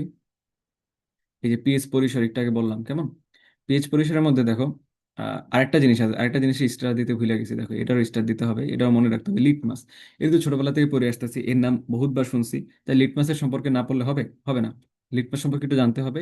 লিটমাস অম্লীয় মাধ্যমে হলুদ বর্ণ প্রদর্শন করে, আর ক্ষারীয় মাধ্যমে নীল বর্ণ প্রদর্শন করে। ঠিক আছে, হলুদ বলতে এটা লালচে হলুদ, ঠিক আছে, লালচে, লালচে হলুদ। ওইটাই আমরা ছোটবেলায় পড়ছিলাম যে অ্যাসিড নীল লিটমাসকে লাল করে, লাল লিটমাসকে নীল করে। যাই হোক, তো বর্ণ পরিবর্তনের যে পরিসর সেটা দেখো 6 থেকে 8, 6 থেকে 8। তাহলে মানে পরিবর্তনের যে পিএইচ এর যে ডিফারেন্স, 8 আর 6 বিয়োগ করে দাও তো, কত পাও? 2। তো আমরা এই লিটমাসেরটাই দেখো একদম পরিপূর্ণ পূর্ণ সংখ্যা পাইছো, এদের পরিসরটা 2। বাকিদের ক্ষেত্রে কিন্তু দশমিকে আসে, যেমন 6.3 থেকে 4.2 বিয়োগ দাও, বাবা কত? 2.1। মানে পরিপূর্ণ একদম রাউন্ড ফিগারে পাইতেছো না, রাউন্ড ফিগারে কেবল লিটমাসের পরিসরটাই পাইতেছো। এবং এটারে নিয়ে আমরা একটা প্রশ্ন শিখবো এখন। যে প্রশ্ন হচ্ছে, নির্দেশক আহ 2 পিএইচ একক পরিসরে লিটমাস বর্ণ পরিবর্তন করে কেন? ব্যাখ্যা করো। লিটমাস কেন 2 পিএইচ, মানে পিএইচ এর মান 2 ডিফারেন্স, 6 থেকে 8, এই 2 ডিফারেন্সই কেন কাজ করে? এটার কারণটা কি সেটা আমাকে একটু পড়তে হবে, ঠিক আছে?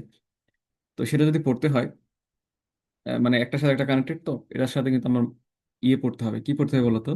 রসায়ন প্রথম পত্রের আমরা যারা হচ্ছে সাম্য ধ্রুবক নিয়ে পড়াশোনা করছি, তাদের কিন্তু এটা জানতে হবে। আমরা জানি সাম্য ধ্রুবক, আমরা জানি কে দ্বারা প্রকাশ করা হয়, চাপের ক্ষেত্রে কেবি, কেপি, ঘনমাত্রার ক্ষেত্রে আমরা কেসি ব্যবহার করি।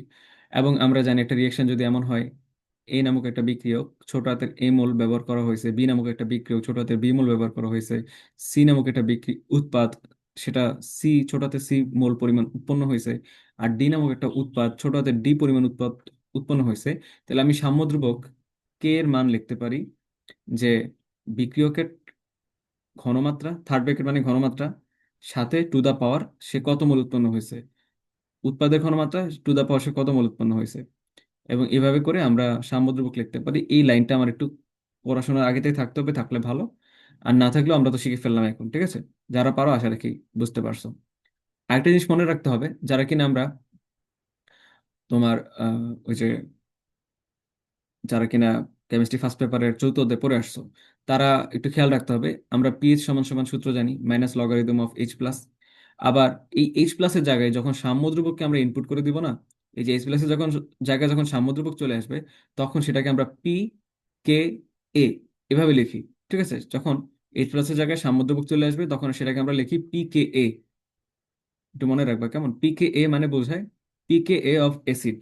আর যখন এইচ প্লাসের জায়গায় ক্ষার চলে আসে, ওএইচ মাইনাস আসে, তখন আমরা সেটাকে বলি পি কে বি, মানে কনস্ট্যান্ট অফ, মানে যে পিএইচ, পিএইচ না লিখে লিখি সাম্যদ্রুবকের যে পিএইচ, সেটা কার সাপেক্ষে? বেজের সাপেক্ষে বা ক্ষারের সাপেক্ষে, পি কে বি লিখি, ঠিক আছে? বি মানে হচ্ছে বেজ, এ মানে হচ্ছে অ্যাসিড। বুঝতে পারছি, এই দুইটা কথা যদি আমরা একটু খেয়াল রাখতে পারি, আমরা পরের প্রশ্ন যেতে পারি। ওকে, এবার আমরা ধরে নিতেছি আমরা লিটমাস, ধরে নেওয়ার আসলে ব্যাপার না। দেখো লিটমাস কিন্তু 6 থেকে 8-এর মধ্যে কাজ করে, তাহলে তার মধ্যে কিন্তু অম্লীয় বৈশিষ্ট্য আছে, ক্ষারীয় বৈশিষ্ট্য আছে। কিন্তু আমি আমার সুবিধার জন্য আমি ধরে নিতেছি সে অম্লীয় একটা অ্যাসিড, সরি অম্লীয় একটা নির্দেশক, যেহেতু হচ্ছে 6। এবং সুবিধার জন্য তার সংকেতটা আমি ধরে নিতেছি HIN। আমরা কিন্তু আগের প্রশ্ন দেখে আসছিলাম, যদি সে অম্লীয় অ্যাসিড হয় তাহলে তাকে আমরা HIN আকারে লিখতে পারি। তাহলে HIN, যদি যেহেতু সে একটা অ্যাসিড, তাহলে সে আয়নিত অবস্থায় কেমন প্রদর্শন করবে? H প্লাস এবং আয়ন মাইনাস। এবং আয়ন মাইনাস কিন্তু একটা বেস, কেমনে বেস আমরা পড়ছিলাম? Conjugate base. অম্ল যখন একটা হাইড্রোজেন ছেড়ে দিবে, তখন যা উৎপন্ন করে সেটাকে বলা হয় ওই আগের অম্লের অনুবন্ধী ক্ষার। তো ওই সেন্সে আয়নটা হইতেছে এইচ আয়নের একটা অনুবন্ধী ক্ষার। বুঝতে পারলাম? ওকে। এবং এই ঘটনাটা ঘটতেছে অম্লীয় মাধ্যমে, সেটা আমরা অ্যাজুম করে নিলাম, ধরে নিলাম। আমাদের একটা তথ্য এখানে মুখস্থ রাখতে হবে, এই বক্স করা আছে, এটা কিন্তু মুখস্থ, মুখস্থ, মুখস্থ রাখতে হবে। মুখস্থটা কি মনে রাখতে হবে? বলা হয়েছে যে HIN এর যে ঘনমাত্রা, HIN এর দেখো থার্ড ব্র্যাকেট মানে কিন্তু ঘনমাত্রা, এর মান যদি আইএন এর ঘনমাত্রা এর 10 গুণ অথবা এর সমান হয়ে যায়, HIN এর ঘনমাত্রা যদি আইএন এর ঘনমাত্রার 10 গুণ অথবা তার সমান হয়ে যায়, তাহলে অম্লীয় মাধ্যমে লিটমাসটা ঠিকঠাকভাবে কাজ করে। তাহলে কিন্তু কেন ঠিকঠাকভাবে কাজ করার প্রয়োজন আছে? এত শর্ত আরোপ করতে হবে কেন লিটমাসের ক্ষেত্রে, এটা একটা প্রশ্ন। কারণ দেখো, লিটমাস কিন্তু সরাসরি আমি তার অম্লীয় নির্দেশকও বলতে পারতেছি না, তার আমি সরাসরি ক্ষারীয় নির্দেশক বলতে পারতেছি না।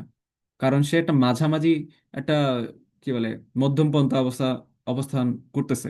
যেহেতু সে একটা মধ্যমপন্থা অবস্থান করতেছে, যেহেতু তারা আমি সরাসরি অম্লীয় মাধ্যমের মানে অম্লীয় নির্দেশক বলতে পারতেছি না, ক্ষারীয় নির্দেশক বলতে পারতেছি না, তো সেই ক্ষেত্রে আমার এটা বুঝতে হবে যে তার জন্য কিন্তু অনেক কষ্ট করতে হবে। মানে শর্ত আরোপ করে করে করে করে তারে আমার হয় অম্লীয় নির্দেশক হিসেবে ব্যবহার করতে হবে, অথবা ক্ষারীয় নির্দেশক হিসেবে ব্যবহার করতে হবে। মানে কথা হচ্ছে, এই লিটমাসটা কিন্তু একটু মাঝামাঝি লেভেলের, খুব শক্তিশালী নির্দেশক না।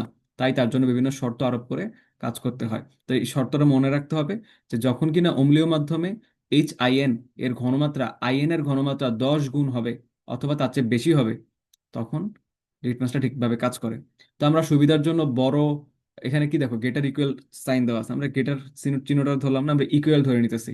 আমরা যেহেতু ইকুয়াল ইজ অলসো রাইট, তো আমরা ইকুয়াল ধরে অঙ্কতে আগাবো। আমরা ধরে নিতেছি যে লিটমাস ঠিকভাবে কাজ করার জন্য HIN এর ঘনমাত্রাটা IN এর ঘনমাত্রা 10 গুণ হইতে হবে, এটা আমরা ধরে নিতেছি।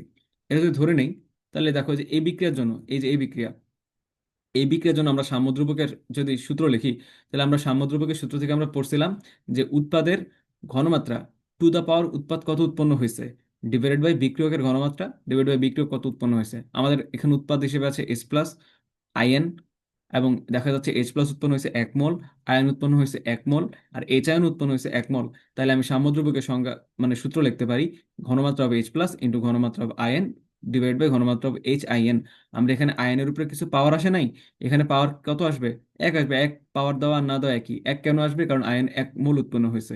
H+ এর মানে পাওয়ার কত আসবে? এক আসবে। এক দেওয়া আর না দেওয়া একই কথা। কেন এক আসবে? কারণ H+ 1 মোল উৎপন্ন হয়েছে। এবার আমরা একটু আগে লিখে আসছি যে এইচ আয়নের ঘনমাত্রাটা আয়নের ঘনমাত্রা কত গুণ হইতে হবে? 10 গুণ হইতে হবে। তো 10 গুণ দ্বারা আমরা যদি এইচ আয়নের জায়গায় এইচ আয়ন না লিখে আমরা যদি এটা বসিয়ে দিই, এটা বসিয়ে দিলাম, তাহলে আমরা উপরে আর নিচে আয়ন আয়ন কাটাকাটি দিয়ে ফেলতে পারি। যদি এটাই করতে পারি, তাহলে কিন্তু আমরা এখান থেকে কি করতে পারি? H+ এর মানটা বের করে নিয়ে আসতে পারি। আমরা লিখতে পারি H+=10 × K, এই কথাটা লিখতে পারি। এবার আমরা কি করব? উভয় পক্ষে লগ নিব। উভয় পক্ষে লগ নিলে কি হবে বলতো? উভয় পক্ষে লগ নিলে আমরা শুধু লগ নিব না, আমরা মাইনাস লগ নিব। মাইনাস লগ নিলে আমরা একটা সুবিধা পাবো। কারণ কেন পাবো? আমরা ছোটবেলা থেকে পিএইচ এর সূত্র পড়ে আসতেছি। পিএইচ সমান সমান কি? পিএইচ সমান সমান হচ্ছে মাইনাস লগারিদম অফ H+। তাহলে H+ এর উপরে যেহেতু মাইনাস লগারিদম নিয়ে নিছি, তাইলে আমরা এই পাশে এই মাইনাস লগারিদম H+ না লিখে সেখানে আমরা কিন্তু পিএইচ লিখতে পারি। আর এখানে যেহেতু -log(10 × K) লিখছি, আমরা লগারিদমের ছোটবেলায় সূত্র পড়ছিলাম log A × B সমান সমান কি লেখা যায় বলতো? log A plus log B, ছোটবেলায় পড়ছি তাই না? তাহলে আমরা এখান থেকে কিন্তু চাইলে লিখতে পারি -log10 প্লাস log K, এটা লিখতে পারি। আচ্ছা, এবার মাইনাসটা যদি ভিতরে আমি লিখে দিই আর ব্রেকেটটা যদি ওপেন করে দিই, তাহলে এখানে আমি পাচ্ছি -log10 -log K। এবার -log10 ক্যালকুলেটারে চাপ দিবা, দেখবা -1 আসতেছে, ঠিক আছে?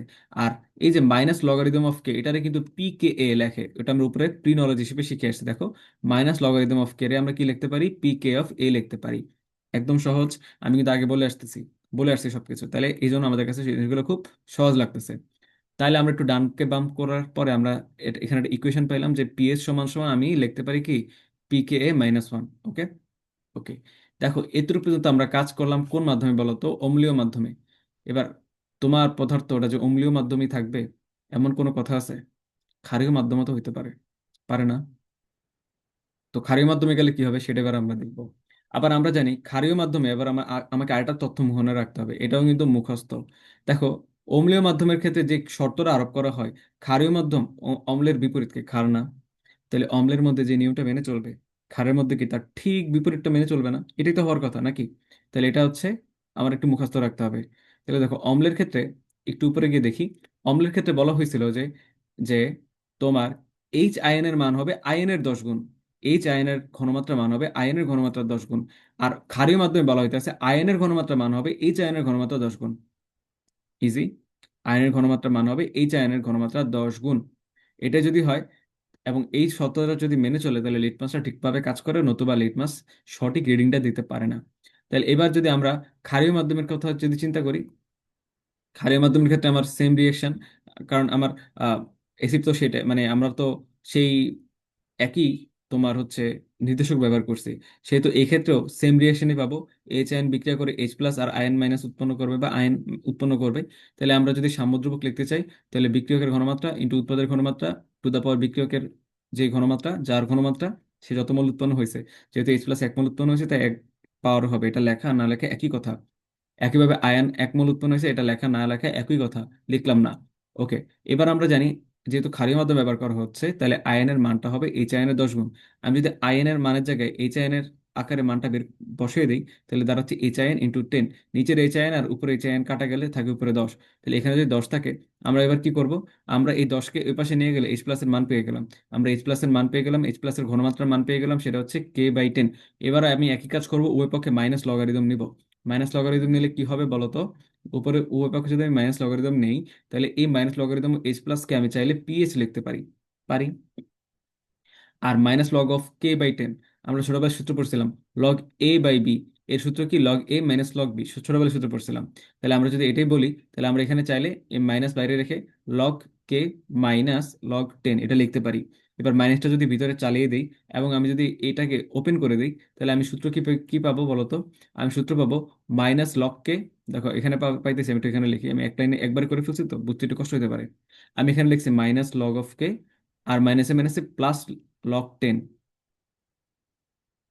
এবার এই মাইনাস লগকে এটাকেই না আমরা লিখতে পারি প্লাস pka লিখতে পারি। আর এই log 10-এর যখন ক্যালকুলেটারে চাপ দিব, তখন দেখবো এর মান আসতেছে 1।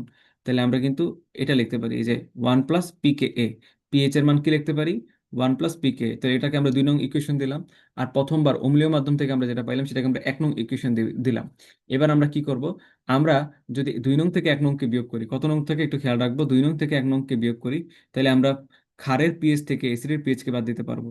এবং বিয়োগ করলে দেখবা যে 1 - pka মাইনাস এগুলো ক্যালকুলেট করবা, ব্রেকেট খুলে দিবা, দেখবা ফাইনালি 2 থেকে যাচ্ছে। তাহলে এখান থেকে বোঝা যাচ্ছে যে লিটমাস ক্ষার এবং অ্যাসিডের মধ্যে কত পরিসর, পরিসর মানে কি, সে কত অ্যাসিড থেকে, মানে কত পিএইচ এর অ্যাসিড থেকে কত ক্ষারের, কত পিএইচ এর ক্ষার পর্যন্ত সে বর্ণ প্রদর্শন করে, এটাকে বলা হয় লিটমাসের কালারের পরিসর বা লিটমাসের কাজের পরিসর।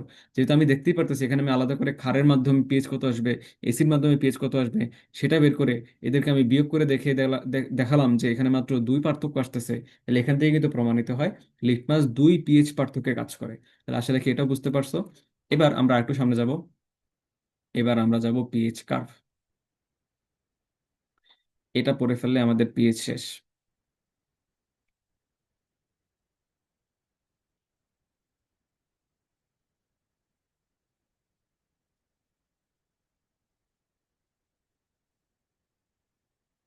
আমরা একটা অঙ্ক করবো এরপরে, তারপর আমাদের হয়ে যাবে। আমরা পিএইচ কার্ভ নিয়ে পড়বো, তো আমাদের টপিকের নাম হচ্ছে এখন পিএইচ কার্ভ। PH curve. তো পিএইচ কার্ভটা পড়তে হইলে আমার পিএইচ কার্ভের বিভিন্ন অংশ সম্পর্কে তো ধারণা রাখতে হবে নাকি? নাকি এমনি মুখস্থ করে ফেললেই হবে? হবে না কিন্তু। এই জন্য আমরা কি করব? আমরা একটা লেখচিত্র, সংখ্যা রেখা আমরা ছোটবেলায় পড়ছিলাম, এরকম হয়, ভার্টিক্যাল হয়, সরি হরাইজন্টাল হয়। আমরা এবার একটা ভার্টিক্যাল সংখ্যা রেখা, একটা গ্রাফ এখানে পড়াশোনা করব। এমন একটা গ্রাফ আঁকা খুব সহজ। দেখো এখানে দেখলে মনে হয় অনেক কঠিন, কি একটা জানি আঁকছি। দেখো আমি একটু সাইডে খুব সহজে এঁকে দেখাই।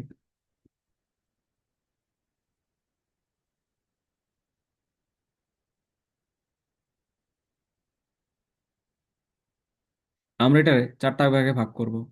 তো 4টা ভাগে ভাগ করতে হলে তার মাঝখানে কয়টা দাগ দিতে হয় বলো তো? ছোটবেলায় পড়ছো 3টা দাগ দিতে হয়। 1 2 3, 3টা দাগ দিলাম।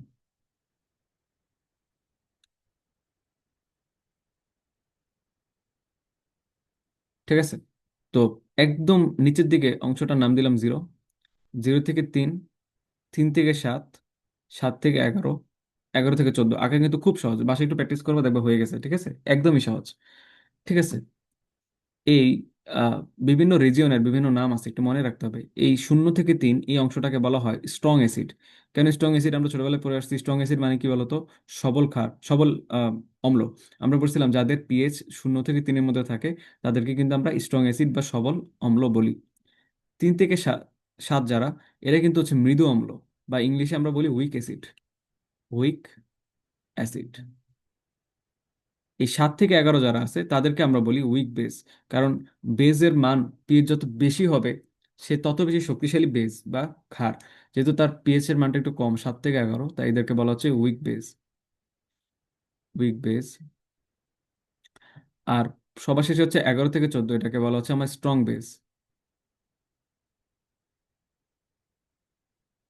ওকে, এই 4টা রিজনে ভাগ করলাম। এই 4টা রিজনের মধ্যে দেখো, আমার কম্বিনেশন করব, আমার একটা মিশ্রণ। আমরা বলতেছি আমার টাইটেশনটা হচ্ছে অ্যাসিড ক্ষার টাইটেশন। আমার প্রশ্ন হচ্ছে, বুঝলাম অ্যাসিড ক্ষার টাইটেশন, কিন্তু অ্যাসিডের প্রকৃতি কি? আমরা আহ, একটা খুবই শক্তিশালী অ্যাসিড নিলাম, সবল অ্যাসিড, কিন্তু তার সাথে যদি একটা দুর্বল ক্ষার নিয়ে নিই, একটা কম্বিনেশন ধরো এটা, আর একটা কম্বিনেশনে দেখা গেল তুমি একটা সবল অ্যাসিড নিছো, তার সাথে একটা সবল ক্ষার নিছো, বলো তো দুই ক্ষেত্রে টাইটেশন একরকম হবে? কমন সেন্স দিয়ে চিন্তা করলে তো অবশ্যই মনে হবে যে হবে না। কারণ এক জায়গায় দুইজনই সবল, আরেক জায়গায় একজন সবল আরেকজন দুর্বল, তাহলে তো হইলো না। হবে? হবে না। একজনের ডমিনেন্স অনেক বেশি, একজনের ডমিনেন্স অনেক কম, হবেই না। তাহলে কি হবে? দুইজনের ক্ষেত্রে দুই রকম টাইটেশন আমরা পাবো। তো এই জন্য আমরা কি করব, এই পিএইচ কার্ভটা আঁকে কিভাবে?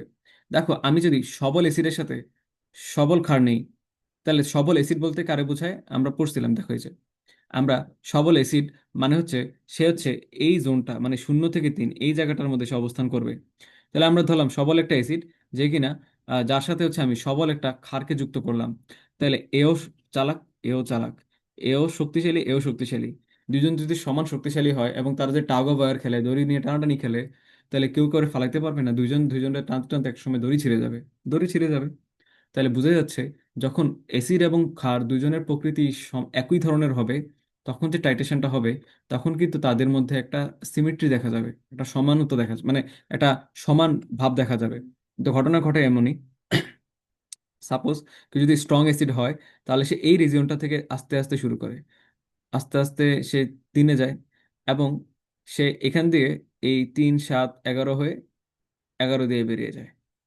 এটা বলতে বোঝায় যে একটা ক্ষার যেটা, সেটা হচ্ছে তোমার স্ট্রং ছিল, অ্যাসিডটা তোমার স্ট্রং ছিল, এবং তাদের যে টাইটেশন, যে সমাপ্তি বিন্দুটা, সেটা আমরা এই যে সরলরেখার অংশটা পাইলাম না, এখানকার ঠিক মাঝখানের বিন্দুতে তাদের সমাপ্তি বিন্দু পাই। সমাপ্তি বিন্দু মানে হচ্ছে বিক্রিয়া শেষ না, মানে বিক্রিয়ার প্রশমনিত হয়ে গেছে দুইজনেই, এটার বলা হচ্ছে সমাপ্তি বিন্দু।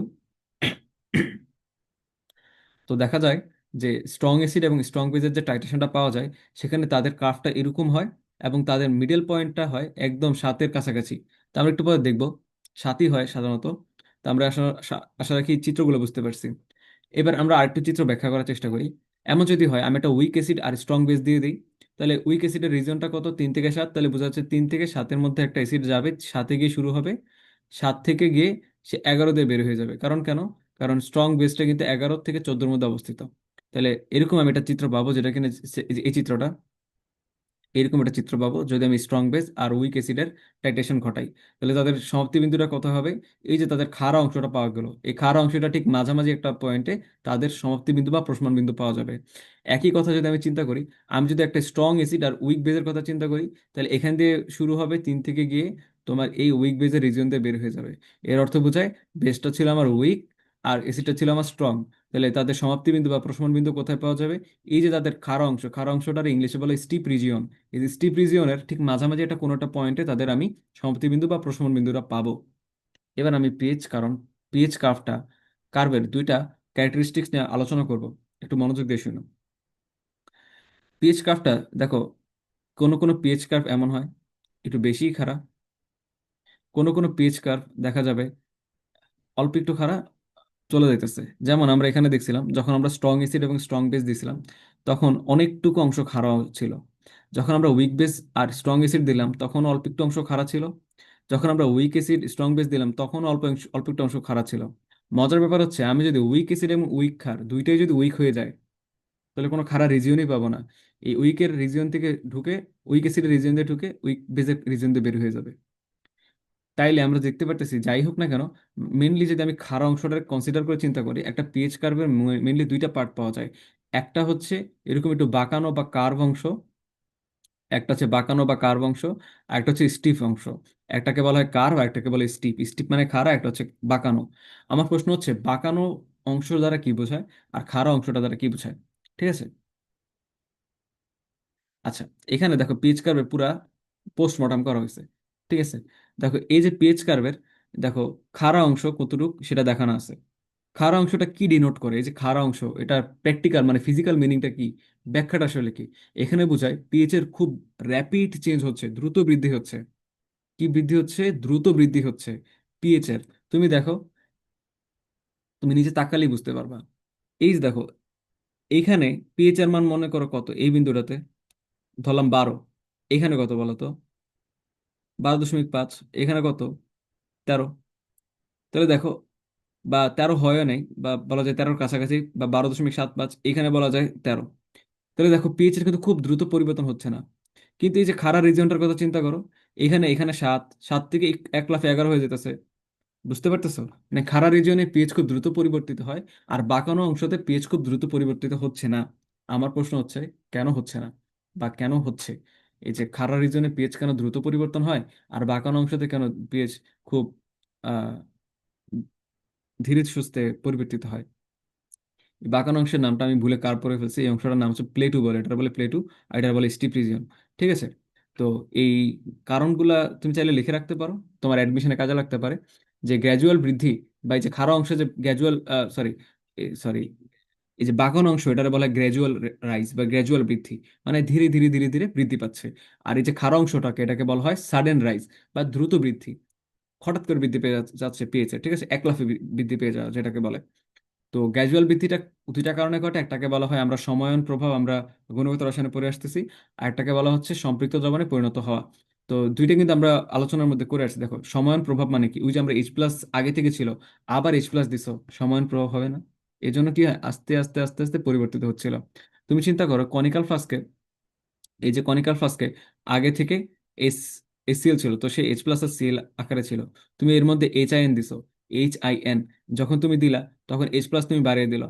সময়ন প্রভাবের কারণে ধীরে ধীরে ধীরে ধীরে আমার হচ্ছে ইয়েটা চেঞ্জ হচ্ছিল, তোমার এই যে কি বলে, আমার পেজটা চেঞ্জ হচ্ছিল। এই জন্য তুমি দেখো শুরুর দিকের অংশ রিজিয়নটা একটু বাঁকানো হয়, গ্র্যাজুয়াল রাইজ হয়।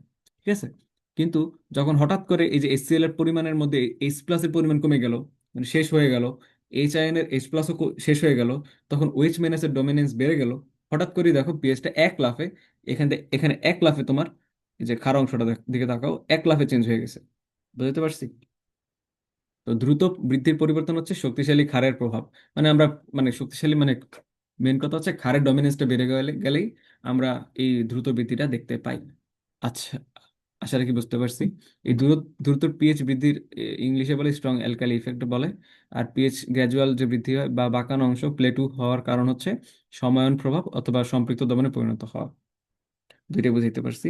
সম্পৃক্ত দ্রবণ কেন বলছি, আমরা সম্পৃক্ত দ্রবণের সংজ্ঞা ছোটবেলায় পড়ছি, যে যখন একটা আহ, তোমার দ্রবীভূত হইতে যতটুকু দরকার ততটুকু যদি থাকে সেটাকে আমরা সম্পৃক্ত পদার্থ বলি।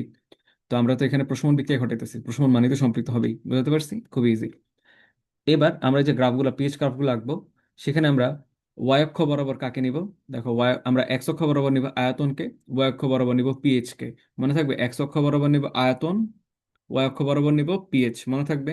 এবার আমরা 4টা পিএইচ কার্ভ আমাদের মনে রাখতে হবে, 4 কেসের জন্য 4টা পিএইচ কার্ভ। এই 4টা পিএইচ কার্ভ পড়লে আমাদের টাইটেশন শেষ। তো প্রথমটা হচ্ছে, আমি যদি একটা এমন কম্বিনেশন নিই যেখানে স্ট্রং অ্যাসিড এবং স্ট্রং বেসকে ব্যবহার করব। আমি যদি স্ট্রং অ্যাসিড এবং স্ট্রং বেসকে ব্যবহার করি, মানে সবল অম্ল সবল ক্ষার, তাহলে আমি কেমন কার্ভ পাবো? তাহলে সহজ হিসাব, যে আমরা পড়ছিলাম যে 3 দিয়ে ঢুকবে, সরি, 0 থেকে 3-এর রিজন দিয়ে ঢুকবে, 3 থেকে 11 পর্যন্ত খাড়া থাকবে, 11 থেকে 14 রিজন দিয়ে বেরিয়ে যাবে। কিন্তু ওইটা আমরা শিখছিলাম এই সংখ্যা রেখাটার উপরেই। কিন্তু আসলে বাস্তবে সংখ্যা রেখার উপরে আঁকবা না। তুমি কি করবা, সাইডে একটা রাফ করবা। রাফ করে তুমি গ্রাফটা এঁকে নিবা। এবার এই যে গ্রাফটা পাইলা, এটা জাস্ট একটু ডানে নিয়ে মেন এক্স ওয়াই প্লেন, এই যে প্লেনটা, এই যে এই সমতল এইটার মধ্যে এঁকে দিবা। তাহলে তোমার পেয়ে গেল তুমি তোমার পিএইচ কার্ভ। পিএইচ কার্ভ নিয়ে অনেকে অনেক প্যারা খায়, অনেক কষ্ট হয়, আজকের পর থেকে আর একটা কষ্টও থাকবে না ইনশাআল্লাহ। তো একবার চিন্তা করো, 3 থেকে 11 এই পুরো অংশটা সময় জুড়ে সে কিন্তু প্রশমিত হয়েছে। এই জন্যই কিন্তু তার র্যাপিড পিএইচ এর পরিবর্তনটা হয়েছে। তাহলে তুমি দেখো 11 থেকে 3, এর মাঝখানে হ্যাঁ, এটা সত্য যে 7 নাম্বার যে বিন্দুটা মানে প্রশমন বিন্দু পিএইচ 7, মানে যখন তার পিএইচ 7-এ পৌঁছায় তখন সে পুরোপুরিভাবে প্রশমিত হয়। তার মানে এই না যে এখানে প্রশমন স্টার্ট হয়নি, এখানে প্রশমন স্টার্ট হয়নি, হয়েছিল কিন্তু। মানে আমি চাইলে এই পুরা রেঞ্জ 11 থেকে 3-এর মধ্যে যে কোনো, এই 3 থেকে 11 পিএইচ এর মধ্যে যত যত নির্দেশক কাজ করে আমি সকল নির্দেশককে চাইলে ব্যবহার করতে পারবো। এখন আমার একটা প্রশ্ন অ্যান্সার দাও। আমি কিন্তু এই যে তালিকা পড়ে আসছি, দেখো তো এদিকে কেউ আছে যে কিনা 11 থেকে 3-এর বাইরে? সবাই কিন্তু 11 থেকে 3-এর মধ্যে কাজ করে। তাহলে এই জন্যই লেখা আছে যে যখন আমি সবল অ্যাসিড এবং সবল ক্ষারের ব্যবহার করব, তখন আমি চাইলে প্রশমন বিন্দু নির্ণয়ের জন্য যে কোনো নির্দেশক ব্যবহার করতে পারবো, কারণ সকল নির্দেশক এই ইন্টারভ্যালের মধ্যে কাজ করে। মনে থাকবে এমসিকিউ হিসেবে, সকল নির্দেশক ব্যবহার করা যাবে স্ট্রং অ্যাসিড এবং স্ট্রং বেজের টাইটেশনে। খুবই ইজি, খুবই সহজ। এবার সেকেন্ড কম্বিনেশনে দেখি। এবার আমি সেকেন্ড কম্বিনেশনে দেখলাম, সেখানে ভুলে কনসেন্ট্রেশন লিখে ফেলছিলাম আমরা। এক্স অক্ষ বরাবর আয়তন নেই আর ওয়াই অক্ষ বরাবর পিএইচ নেই, মনে থাকবে আশা রাখি। এবার আমি যদি স্ট্রং অ্যাসিড আর উইক বেস নেই, তাহলে অ্যাসিড যেহেতু স্ট্রং তাহলে 0 থেকে 3 থেকে শুরু হবে, 7 পর্যন্ত যাবে, কিন্তু বেস যেহেতু আমার উইক তাহলে 7 থেকে 11-এর মধ্যে বের হয়ে যাবে। গ্রাফ আঁকাটা খুবই সহজ। প্রশমন বিন্দুটা একটু মুখস্থ রাখতে হবে, কেমন? এর ক্ষেত্রে আমার মনে হইতে পারে যে যেহেতু 3 থেকে 7-এর মাঝখানে আমি স্টিপ রিজিয়ন পাইছি, খাড়া রিজিয়নটা পাইছি, তাহলে 3 আর 7-এর অর্ধেক কত? তাহলে 3 আর 7-এর মধ্যে ডিফারেন্স 4, ভাগ দিয়ে দিলে হয় 2, 3-এর সাথে 2 যোগ করলে 5 মনে হয় আমার পিএইচ বা প্রশমন বিন্দু। কিন্তু আসলে প্র্যাকটিক্যালি এরকম তো থিওরিটিক্যালি মিলে না, কেমন? প্র্যাকটিক্যালি যখন ল্যাবরেটরিতে টেস্ট করা হলো তখন দেখা গেল যে পিএইচটা আসলে অ্যারাউন্ড 5.27 পিএইচ যখন হয় তখন পাওয়া যায়। তো আমাদের একটু কষ্ট করে মুখস্থ করে ফেলতে হবে পিএইচটা, যে যখন আমি স্ট্রং অ্যাসিড এবং উইক বেস ব্যবহার করব তখন আমার পিএইচটা, পিএইচের যে পরিসর, সরি প্রশমন বিন্দুর যে পিএইচটা, সেটা হয় 5.27, মনে থাকবে? আশা রাখি মনে থাকবে। এবং এই ক্ষেত্রে আমরা যে অম্লীয় নির্দেশক ব্যবহার করি তারা সাধারণত মিথাইল রেড হয়, মিথাইল অরেঞ্জ হয়। কেন? কেন বলো তো মিথাইল রেড মিথাইল অরেঞ্জ? দেখো তো পিএইচ যে পরিসরটা, সেটা কি একটু অ্যাসিডের দিকে চলে আসছে না? একটু অ্যাসিডের দিকে, কারণ সাথে নিচে চলে আসলে তো অ্যাসিড, তাই না? তাহলে আমাকে এমন একটা নির্দেশক ব্যবহার করতে হবে যার ধর্মটা কেমন, অ্যাসিডিও। দেখো আমরা কিন্তু চার্টের মধ্যে লিখে আসছি অম্লীয় নির্দেশক কারা, এই যে মিথাইল রেড মিথাইল অরেঞ্জ, আর নিচে একটা আছে ব্রোমো ক্রিসল গ্রিন। সুতরাং খুব বেশি প্যারা খাওয়ার কিছু নেই, কেমন? আশা রাখি পারবা। খুবই ইজি। এবার স্টিপ, সরি, এবার দেখো উইক অ্যাসিড এবং উইক বেস। তাহলে উইক অ্যাসিড যেহেতু, তাহলে 3 থেকে 7-এর মধ্যে শুরু হবে, 3 থেকে 7-এর মধ্যে শুরু হইলেও 11 পর্যন্ত যাবে, 11 থেকে 14-এর মধ্যে বেরিয়ে যাবে। কারণ কেন বলো তো? আহ, আচ্ছা সরি, এখানে নামটা ভুল হয়েছে। এই যে নামটা ভুল হয়েছে, দেখো, এটা উইক উইক বেস হবে, এটা স্ট্রং বেস হবে, বুঝছো? একটু কারেক্ট করে নিও। স্ট্রং বেস, এটা তো বুঝে যাচ্ছে, কারণ সেই স্ট্রং রিজিয়ন দিয়ে বেরিয়েছে, 11 থেকে 14-এর মধ্যে বেরিয়েছে, তাহলে সে অবশ্যই আমার স্ট্রং বেস। তো এক্ষেত্রে আমার এমন একটা নির্দেশক ব্যবহার করতে হবে, তার অবশ্যই কেমন হইতে হবে বলতো? ক্ষারীয় নির্দেশক হইতে হবে। আর ক্ষারীয় নির্দেশককে, দেখো আমরা কিন্তু লিখে আসছি ক্ষারীয় নির্দেশক হচ্ছে আমার ফেনল অফ থেলিন। সে হচ্ছে আমার একটা ক্ষারীয় নির্দেশক, যেহেতু আমরা শিখে আসছি, তাহলে আমরা এখানে ফেনল অফ থেলিনকে ব্যবহার করবো এজ এ ক্ষারীয় নির্দেশক। আর এখানেও অ্যাপ্রক্সিমেটলি তাকালে মনে হবে 8 হইতেছে আমার প্রশমন বিন্দু, অ্যাভারেজ করলে এটাই আসে। কিন্তু আসলে প্র্যাকটিক্যালি আমরা পিএইচ পাই 8.8। তো একটু খেয়াল রাখতে হবে, একটু কষ্ট করে মুখস্থ করতে হবে, কেমন? আচ্ছা, এবার দেখো, এবার লাস্ট কম্বিনেশন হচ্ছে উইক এসির উইক বেস। তো দেখো এখানে কোনো স্টিপ রিজিয়ন নাই, যেখানে খাড়া রিজিয়ন নাই, খাড়া অংশ নাই, সেখানে কি প্রশমন বিন্দু পাইবা? খাড়া রিজিয়নই নেই। আমরা এতক্ষণ খাড়া রিজিয়নের মাঝামাঝি বিন্দু কোনো একটাতে প্রশমন বিন্দু পাইতেছিলাম, যার খাড়া রিজিয়ন নাই তার প্রশমন বিন্দুও নাই, সহজ হিসাব। তাহলে আমরা বলতে পারি যেহেতু তার কোনো অংশ নাই, তাহলে তার কোনো প্রশমন বিন্দু পাওয়া যায় না। এক্ষেত্রে কোনো খাড়া অঞ্চল পাওয়া যায় না। এক্ষেত্রে প্রশমন বিন্দু নির্ণয়ের কোনো নির্দেশকও কাজ করে না। যেহেতু প্রশমন বিন্দুই খুঁজে পাওয়া যায় না, তাহলে তুমি দুনিয়ার যে নির্দেশকই ব্যবহার করো প্রশমন বিন্দু খুঁজে পাবা না।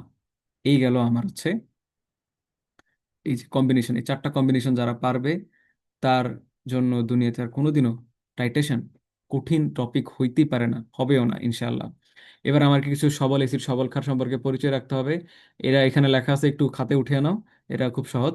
আহ, একটু খাতার মধ্যে উঠিয়ে নিও, এগুলো একটু কয়েকবার রিডিং করবে, দেখবো মনে থাকবে। ঠিক আছে, আমরা একটা লাস্ট অঙ্ক করে আমাদের আজকের ক্লাস শেষ করব। ওকে।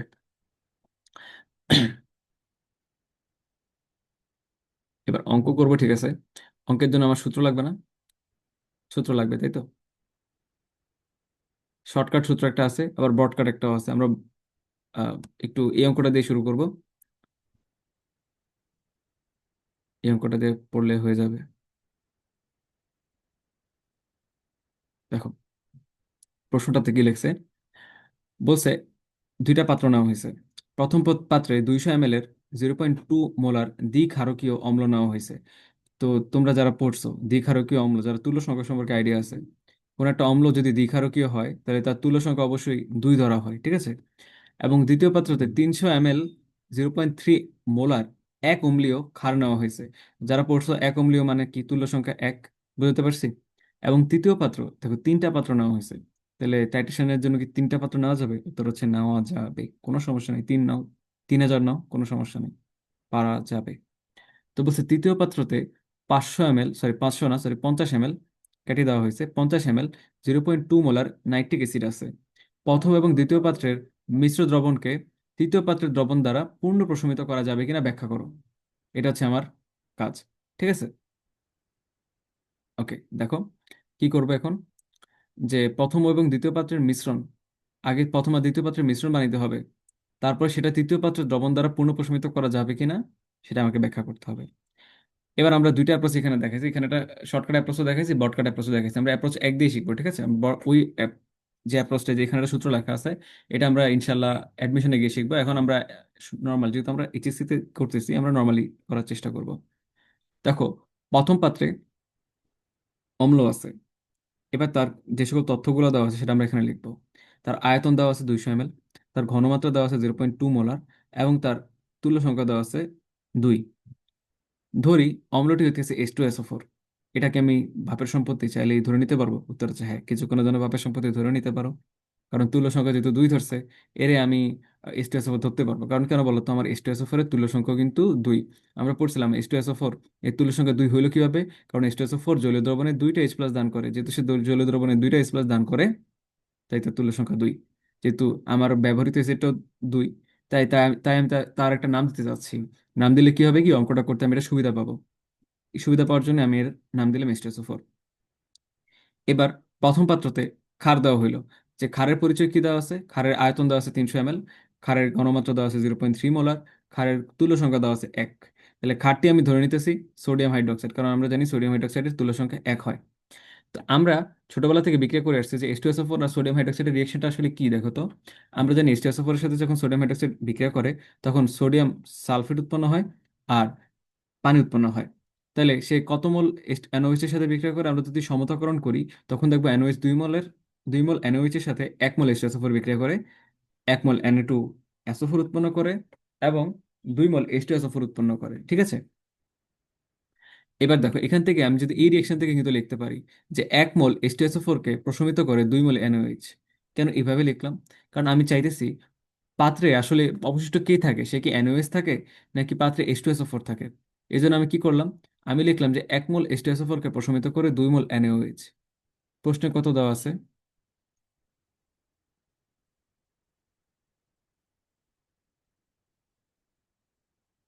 আচ্ছা দেখো, আমরা এখানে সাইডে একটা কাজ করছি, এটা আমরা এটা উল্লেখ করতে ভুলে গেছি। আমরা প্রথম পাত্রে থাকা অম্ল, এর আয়তন দেওয়া আছে, এর ঘনমাত্রা দেওয়া আছে, এর তুল্য সংখ্যা দেওয়া আছে। আমরা কেবল কি করব, আমরা এর মোল সংখ্যাটা বের করে রাখবো। আমরা জানি মোল সংখ্যা সম্পর্কে কি জানি, N = V × S। শর্ত হচ্ছে ভি এর এককটা লিটারে হইতে হবে। এখানে আয়তন কত দেওয়া আছে বলো তো, 200 ml। তাই 200 ml লিখলে হবে, নাকি লিটারে নিয়ে কত লেখা লাগবে, 0.2 লিটার। আর ঘনমাত্রা কত দেওয়া আছে, 0.2। তো 0.2 আর 0.2 গুণ দিলে 0.04 আসে। তাহলে আমরা বুঝতে পারতেছি প্রথম পাত্রতে থাকা অম্ল এর ঘ- মোল সংখ্যা হচ্ছে 0.04। এবার দ্বিতীয় পাত্রতে যে আমার ক্ষার ছিল, ক্ষারের আয়তন হচ্ছে 300 ml, ক্ষারের ঘনমাত্রা হচ্ছে 0.3 মোলার। তাহলে ক্ষারের যে মোল সংখ্যাটা দাঁড়াচ্ছে সেটা হচ্ছে 0.3 × 0.3, তার আয়তন, তার ঘনমাত্রা গুণ দিলে দাঁড়ায় 0.09। ওকে, তো এটা হচ্ছে আমার এর মোল সংখ্যা বের হয়ে গেল। তাহলে আমরা বিক্রিয়া থেকে দেখতে পারতেছি 1 মোল H2SO4 কে প্রশমিত করে 2 মোল NaOH। এবার আমার কাছে কত মোল H2SO4 আছে, আমার কাছে দেখো বের করে আসছে 0.04। তো আমার কাছে আছে 0.04 মোল H2SO4। তাহলে আমরা লিখতে পারি 0.04 H2SO4 কে প্রশমিত করতে পারবে। যদি যেহেতু 1 মোলকে করতে পারে 2 মোল, তাহলে এত মোলকে করতে পারবে এত এর দ্বিগুণ। তাহলে এত এর দ্বিগুণ কত, 0.08 মোল NaOH লাগবে। এত মোল মানে 0.04 মোল H2SO4 কে প্রশমিত করতে এত মোল খরচ হয়ে যাবে। তাহলে যখন পাত্রে 0.04 মোল H2SO4 ছিল, তার পুরোটাকে প্রশমিত করে ফেলতে আমার NaOH এর 0.08 মোল ব্যবহৃত হয়ে গেছে। তাহলে ব্যবহৃত যখন হয়ে গেল, তখন আমার NaOH 0.08 মোল শেষ হয়ে গেছে, আর H2SO4 পুরা 0.04 শেষ হয়ে গেছে। কিন্তু আমার পাত্রে ওএইচ এর পরিমাণ কিন্তু 0.09 ছিল, মানে 0.09 ছিল, কিন্তু আমার লাগছে কতটুক? 0.08। তাহলে আমার প্রশমন শেষে কি পরিমাণ এনওএইচ অবশিষ্ট রইল? প্রশমন শেষে এনওএইচ অবশিষ্ট রইল 0.09 মাইনাস 0.08 মোল, বিয়োগ করলে থাকে 0.01 মোল। তাহলে আমরা বলতে পারি প্রশমন শেষে আমার এনওএইচ অবশিষ্ট রইল এত মোল। ঠিক আছে, ওকে। এবার আমরা কি করলাম? আমরা নাইট্রিক অ্যাসিড রে নিয়ে আসলাম। নাইট্রিক অ্যাসিড রে সম্পর্কে কিছু তথ্য দেওয়া আছে প্রশ্নে। দেখো, নাইট্রিক অ্যাসিড সম্পর্কে লেখা আছে 50 ml। তাহলে তার আমি আয়তনটা কি লিখতে পারি? 0.05 লিটার। এবার আমার যে নাইট্রিক অ্যাসিডের সম্পর্কে যে ঘনমাত্রা দেওয়া আছে প্রশ্নে, সেটা দেওয়া আছে 0.02 মোলার। তাহলে নাইট্রিক অ্যাসিডের মোল সংখ্যা বের করতে পারি, বের করে রাখলাম। এবার আমি কি করব? এই যে পাত্রে অবশিষ্ট NaOH আছে, সেটার সাথে পরিপূর্ণভাবে নাইট্রিক অ্যাসিড বিক্রিয়া করে কিনা সেটা আমি নির্ণয় করব। তার জন্য আমাকে আগে জানতে হবে ইন জেনারেল NaOH এর সাথে নাইট্রিক অ্যাসিডটা বিক্রিয়া করে কিভাবে। তাই আমি একটা রিয়েকশন দিয়ে দিলাম, নাইট্রিক অ্যাসিড প্লাস NaOH। এখান থেকে আমি দেখতে পারতেছি যে 1 মোল নাইট্রিক অ্যাসিড 1 মোল NaOH এর সাথে বিক্রিয়া করে 1 মোল সোডিয়াম নাইট্রেট এবং 1 মোল পানি উৎপন্ন করে। তাহলে এখান থেকে আমরা লিখতে পারি যে 1 মোল NaOH কে পূর্ণ প্রশমিত করতে নাইট্রিক অ্যাসিড লাগে 1 মোল। সুতরাং পাত্রে জানি কত মোল অবশিষ্ট NaOH ছিল? পাত্রে অবশিষ্ট ছিল 0.0 মোল NaOH। এই 0.01 মোল NaOH কে পূর্ণ প্রশমিত করতে নাইট্রিক অ্যাসিড লাগবে কতটুক? 0.01 মোল। তাহলে একটু দেখো তো, নাইট্রিক অ্যাসিড আছে কত? আছে 0.01। এবং সে পাত্রের নাইট্রিক অ্যাসিড মানে NaOH ছিল 0.01। তাহলে যত মোল নাইট্রিক অ্যাসিড লাগবে পাত্র অবশিষ্ট সোডিয়াম হাইড্রোক্সাইডকে প্রশমিত করতে, ঠিক তত মোলই আমার নাইট্রিক অ্যাসিড পাত্রে অবশিষ্ট মানে নতুন করে প্রয়োগ করা হইলো। তাহলে আমি কি বলতে পারি বলতো? বাংলা লিখতে পারি যে অবশিষ্ট NaOH কে পূর্ণ প্রশমিত করতে যে পরিমাণ নাইট্রিক অ্যাসিডের প্রয়োজন, ঠিক সেই পরিমাণই নাইট্রিক অ্যাসিড তৃতীয় পাত্রে অবস্থিত। সুতরাং তৃতীয় পাত্রে থাকা নাইট্রিক অ্যাসিড দ্বারা প্রথম এবং দ্বিতীয় পাত্রের মিশ্রণকে পূর্ণ প্রশমিত করা যাবে। এটা হচ্ছে আমার টাইটেশনের একটা ম্যাথ। এই টাইটেশনের ম্যাথ দিয়ে আমরা মোটামুটি বলা যায় টাইটেশনের আমরা আজকে থিওরি কমপ্লিট করলাম। আমরা যদি একটু রিভিউ করি, টাইটেশনে আরো অনেক ম্যাথ আছে, এটা হচ্ছে একটু অ্যাডভান্স টাইপের ম্যাথ করলাম যেন তোমার মোটামুটি ক্লিয়ার হয়ে যায়। দেখো, আমরা এখানে টাইটেশন নিয়ে প্রথমত টাইটেশনের থিওরি পড়লাম, প্র্যাকটিক্যাল টাইটেশন কেমন হয়, তারপর টাইটেশনের বিভিন্ন প্রসেস পড়লাম। ঠিক আছে, এবং এখানে একটা অঙ্ক করে দেওয়া আছে অ্যাডমিশনের নিয়মে, তোমরা চাইলে দেখতে পারো। সেটা আমি দেখাই নেই, সেটা আপাতত লাগতেছে না। তারপরে আমরা দেখলাম কি? তারপরে আমরা দেখলাম হচ্ছে নাইট্রেশনের এখানে ম্যাথ দেওয়া আছে। তারপরে আমরা দেখলাম যে ওই যে টাইট্রেশনে তোমার এই যে নির্দেশকের ভূমিকাটাকে, নির্দেশক কিভাবে সমাপ্তি বিন্দু নির্ণয়ে হেল্প করে। তারপরে আমরা দেখলাম হচ্ছে বিভিন্ন নির্দেশকের তালিকা। তারপরে দেখলাম হচ্ছে এই যে আমাদের পরিচিত লিটমাস সে কিভাবে দুই পরিসরে কাজ করে। তারপরে দেখলাম বিভিন্ন পিএইচ কার্ভ কিভাবে আমরা আঁকতে পারি, পিএইচ এর গ্রাফগুলো আঁকে কিভাবে, এগুলোর ব্যাখ্যা কি। এবং সর্বশেষে আমরা একটা অঙ্কর মাধ্যমে আমাদের এই টাইটেশনের এই যাবতীয় যত ধরনের কঠিন প্রশ্ন, সহজ প্রশ্ন যাই কি না আছে এই দুনিয়াতে, সব ধরনের প্রশ্ন পড়া শেষ করে ফেললাম। এবার তোমার কি কাজ হবে? এই ক্লাসটা করার পর গাইডটা খুলবা, টাইটেশনের অনেকগুলো ব্যাখ্যামূলক প্রশ্ন আসে, ওই প্রশ্নটা পড়বা। পড়ে দেখবা যে সব একদম পানির মতো লাগবে, সব ক্লিয়ার। তারপরে যদি কোনো ডাউট হয় এই ভিডিওর কমেন্ট এসে কমেন্ট করবা। আশা রাখি তোমরা বুঝতে পারছো। আমি দীর্ঘ সময় ধরে ক্লাসটা নিলাম এবং আমি চাচ্ছিলাম একটা ক্লাসের মধ্যে পুরো টপিকটা ক্লিয়ার করে দেওয়া। কারণ এই টপিকটা নিয়ে আমি নিজে অনেক বেশি স্ট্রাগল করছি। এই জন্য আমার ইচ্ছা যে আমি এটা এভাবে শিখাবো যেন আমার স্টুডেন্টরা কোনোদিন এটা নিয়ে স্ট্রাগল না করে। এবং আমি আশা রাখি তোমরা এটা নিয়ে আর ফার্দার কোনো স্ট্রাগল করবা না। তারপরে কারো কোনো প্রবলেম থাকলে কমেন্টে জানাবা, আমার জন্য দোয়া করবা। আমি দীর্ঘদিন ক্লাস থেকে দূরে ছিলাম, এখন আবার ব্যাক করেছি। আশা রাখি সবার সাপোর্ট পাবো। তো সবাই ভালো থেকো। আজকে ক্লাস এতটুকু পর্যন্তই। আসসালামু আলাইকুম।